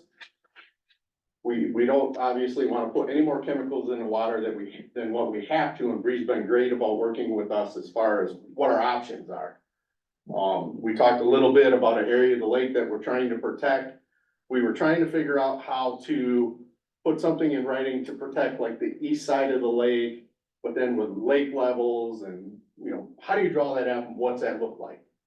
So for us, what we kind of come up with was, if it's not creating, and this was through some guidance with Mark Tennell and Scott Heinzelman, is if it's not creating a usability issue, we really don't want to go in and just start treating it. Now, the marinas, the boat launches, anywhere where we have issues where we could be cutting it up and spreading it, we want to make sure we stay on top of that. So that's one of the things we're looking at. If we have an area that's starting to expand, and Bree comes to us and says, man, this is really starting to go, you know, expand, then we want to knock it back. So that's kind of where we landed with that, and I don't know, maybe Doug, do you have any? No, Scott Heinzman did share a letter with you, and I think it's in your packet. I reviewed that and kind of a synopsis of the study a little bit, so it helped. So it's just very hard to. And it's more than one thing, obviously. Right. We don't, it could be a it's bunch many of things. stuff we don't even know, but. Right. With perch, now I heard they said perch was state First average, fishing this spring was, right, but they said perch fishing this spring was really good, is that Came true? in from Lake Michigan. it is. Lake Michigan perch, white perch. This winter, when we were able to get on the ice, which was only about 2 weeks. Yeah, I know. It was good fishing. This spring has been good fishing. Those fish have since left now. So they're not there. So, you know, it's a matter of trying to figure out what's going on and what's best for everything. You know, the perch spawn on weeds. So, and I say that, you know, they release their eggs, they stick to the weeds. That's how they hatch. You know, we want to try to sustain the habitat out there for them. Fish don't care if it's a native or if it's an invasive. So we've got to kind of monitor that, you know, and with insight into, we don't want an explosion of invasives out there. So that's kind of where we're at as a committee. There's a lot of working parts that we're trying to work through. And, you know, there's a lot of people working on it. We have the village, we have PLIA, you know, there's a lot of us, the Portage Lake Association. So, Phil, so by them catching a bunch, so I understand, but they catch a bunch of little, everyone complains because they're catching 100 little perch, right? Is that good or bad for the lake? you know, I mean, does that it's mean? good, it's good because they're Okay. there for recruitment. Okay. They're there for recruitment. And I will say that, you know, this is not, you know, everybody's gonna look and say, well, geez, we didn't treat much last year, so that's why. That's not the case. No. That is not the case. I'll tell you that right now. You know, is there something, you know, we don't know. There's a lot of moving parts. And There's the a lot water, of the year water classes going, the water represent. going down, is that gonna be good or bad for fish? The level's down 3 feet. Why, you know, from what I've seen, my personal experience, it's going to get worse for fish. The Okay. higher water levels seem to, you know, reach areas that put new nutrients into the lake, and in my opinion, gives fish areas to hide. Seems to be better. Even on Lake Michigan, you see it. So, you know, now when the water level was high in the spring, a couple of years ago, we had great fishing along the shoreline. Right. And now that the water level's coming down, the sand has covered all the rocks up, which held gobies, Right. which brought the fish in to feed on. Now there's no place. Right. Okay. So one of the things Mr. Workman talked about too was the gobies that are in here. And, in that conversation, we talked to Scott and we said, okay, do we need to look at a further study to find out if the gobies are getting into the nest and robbing, all the bluegill eggs before they have a chance to hatch? Is that the problem? And the answer we got from Scott is, if they are, what are you gonna do about it? Because there's nothing you can do to go in and target just gobies for removal.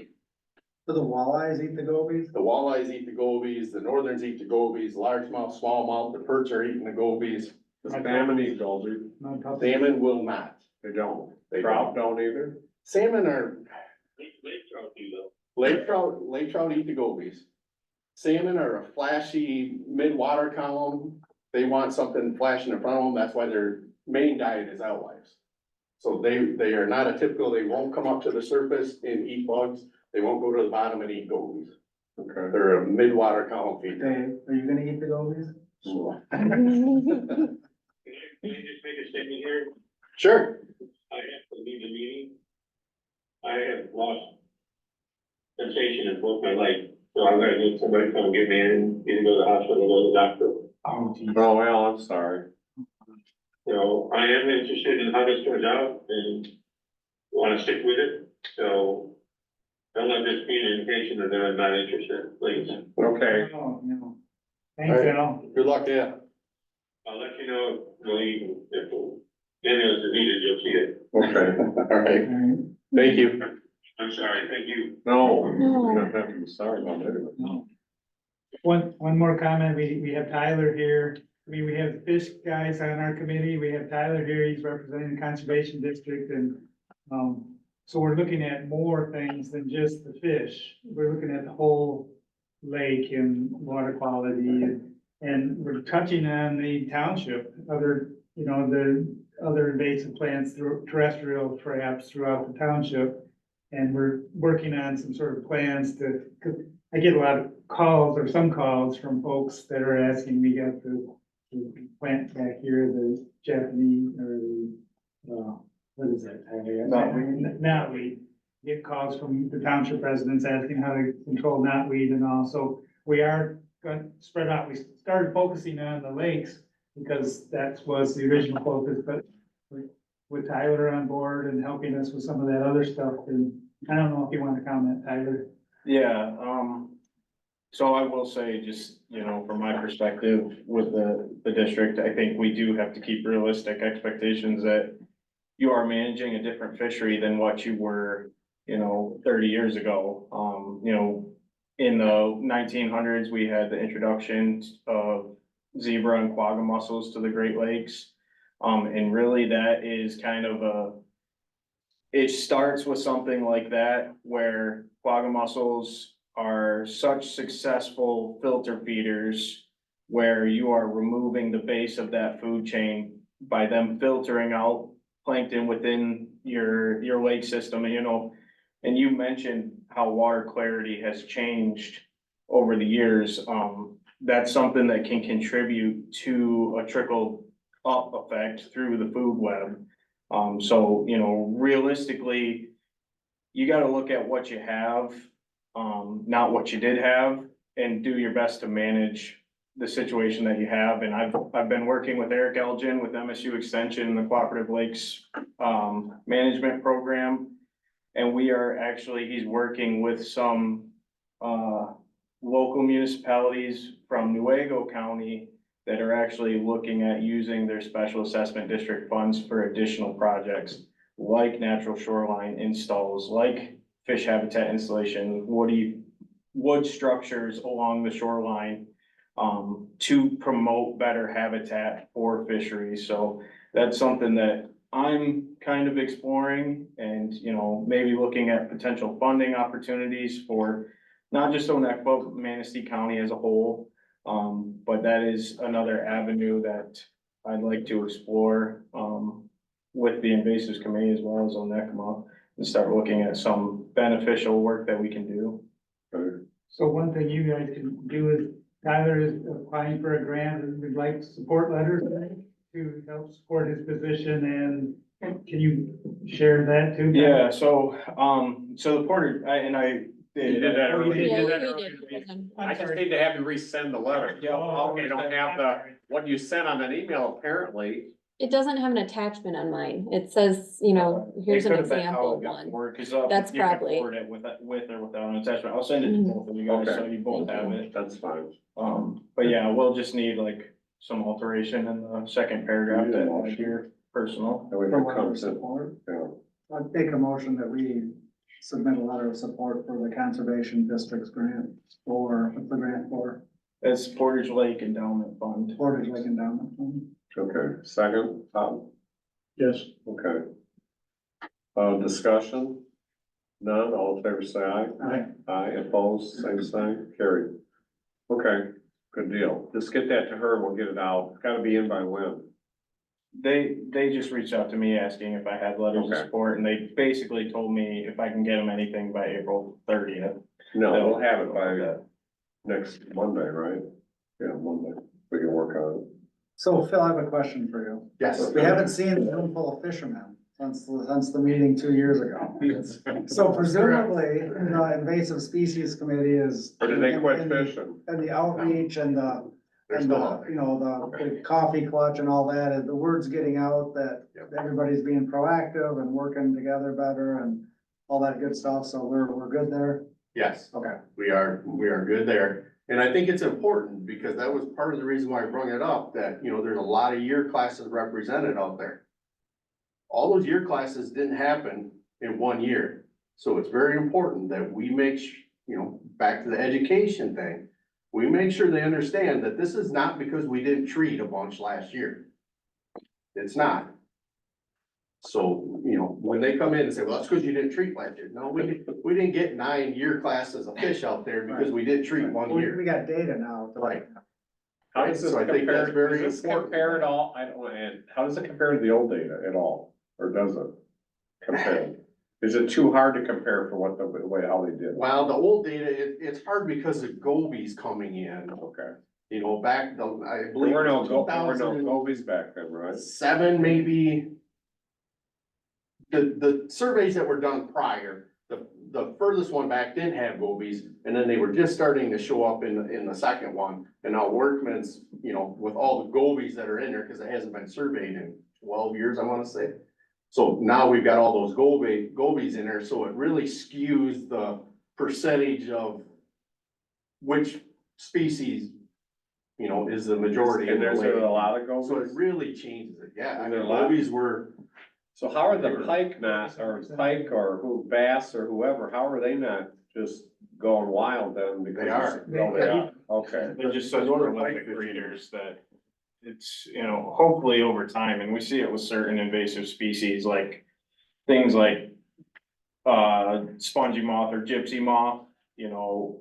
They can actually crash. Yeah, we've got now native pests that are keying in on those moths, and, you know, it operates in a cyclical capacity, so we have really bad years of breakouts, and then it tends to crash. And it's treated more like a native pest. We don't need to go out and spray BT and kill every single species of Lepidoptera because of this one moth. You know, we just kind of deal with it, and it takes a while to see how those things will play out, you know. You've got fish that are eating the round goby. There's really no great control mechanism for round goby. It might be something that we continue to live with. You know, it's the species that are really difficult to control because you have nothing that really, you know, utilizes them. Things like hydrilla, they'll just shade out all of your native plant vegetation, and it's so dense that you won't even get fish that actually utilize it. You might get some, but not to the same level that you would if you had a healthy, balanced native vegetation. So I just wanna get the committee thinking a little bit, and I don't know what the year is without looking, but at some point this second cycle of special assessment is gonna run out. And if we're gonna renew, or when we renew, because I think we should renew, we need to think about crafting that language in compliance with statutes, but maybe to give us a little more flexibility to do some of the things that I heard you guys talk about today, if we can do that. We gotta explore that. Yeah, and from what I've seen from the legislature, lake improvements is basically the key word. It doesn't, you know, it's been used by lake boards for plant treatments, but it's lake improvements So you and, could use Well- that for, okay. What about terrestrial too? I mean, we. Yeah, and talked there's- about that.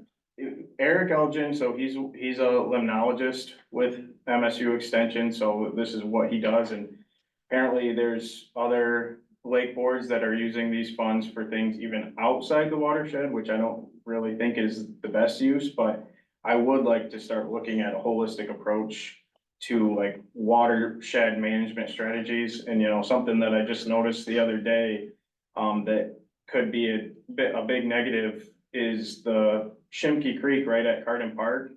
That culvert is severely eroded. And I don't see many years left where it crosses that I don't know if it's a drive. But it's eroding around both sides of that culvert and, can SAD cover like a culvert replacement or, Just removal. yeah, something that would, Yeah, I don't know. cause that is your spawning habitat for, some of your desirable fish species. It's a cold water creek, so. Sure. So can I ask a question? We talk about education. We're educating the public to do what? Now, I know that lakeside owners, we know what we want them to do, make it natural, but what about the rest of us? What should we in the public be doing? A lot of the education, the wake boats, that sort of stuff. If you see somebody power loading at the dock, that's a no-no. That's basically doing the same thing the other boats are doing. Transferring plants, you should Right. clean your boat. Wash your boat. Wash your boat before you go from one lake to the other, I don't know how many people actually do that, cause I don't have a boat, so I know. When you pull your boat out, walk around and pull those weeds that are hanging on your trailer off so that we're not spreading them anywhere else.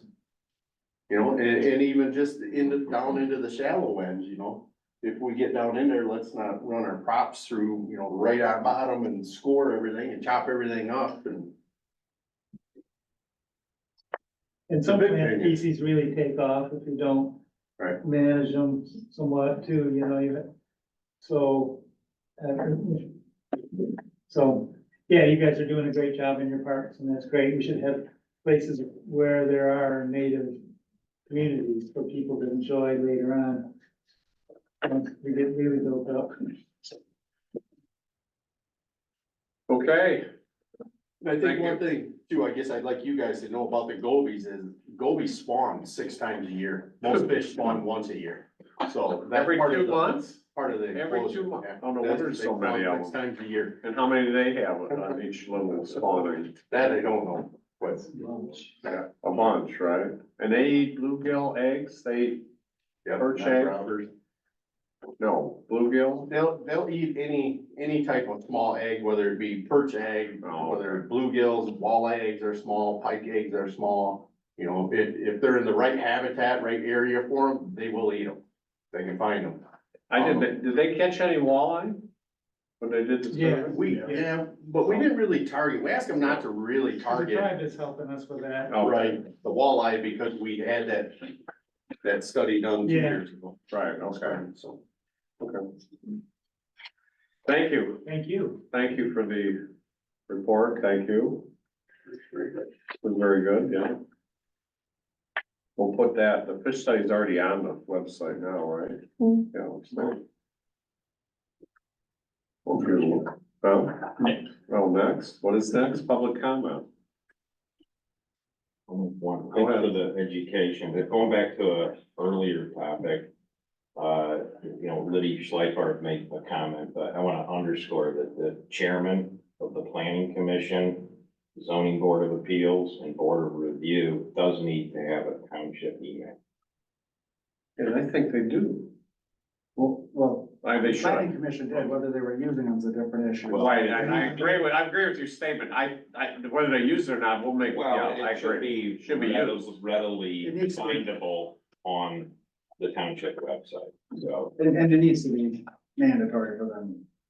To use it, yes, I agree. That's, something else with the special assessment. I noticed that like Fair Lake has that on their township website.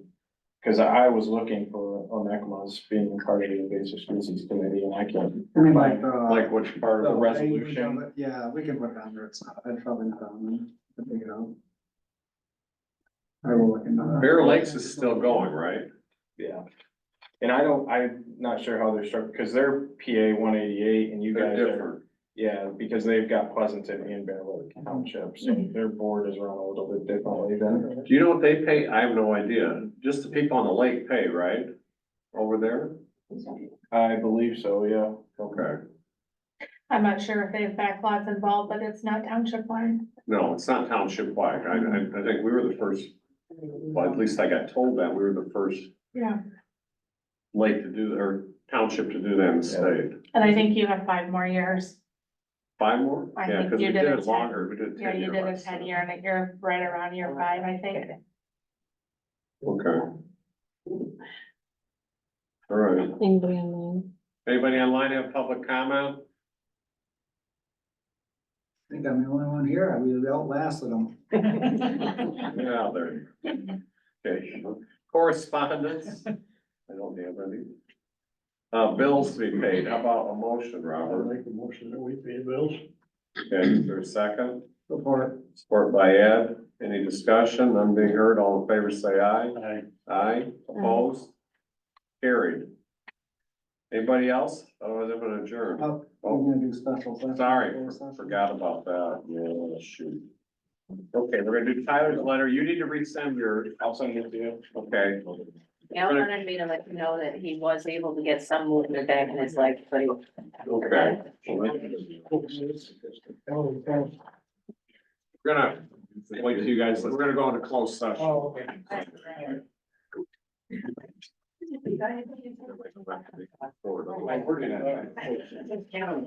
You wanna sign this? We have to have, we all sign this too. We voted, but like, how do we do that? It gets mailed out to everybody.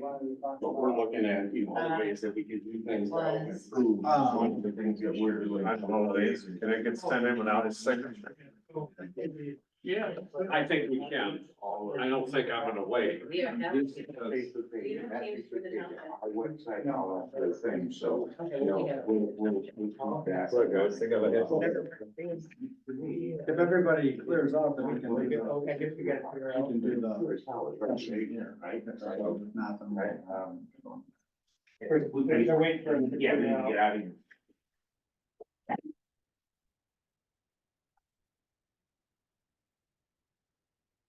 Thanks for the retrieval. Now, See do you later. Pause that or you take it off? or- I'm gonna stop, I'm gonna pause recording it. Well, we have to make a motion to. Someone make a motion. Bob, make a motion to I'll make go a into motion closed to go session into as closed per. session. Okay. As per. I'll support. Okay. Is that off?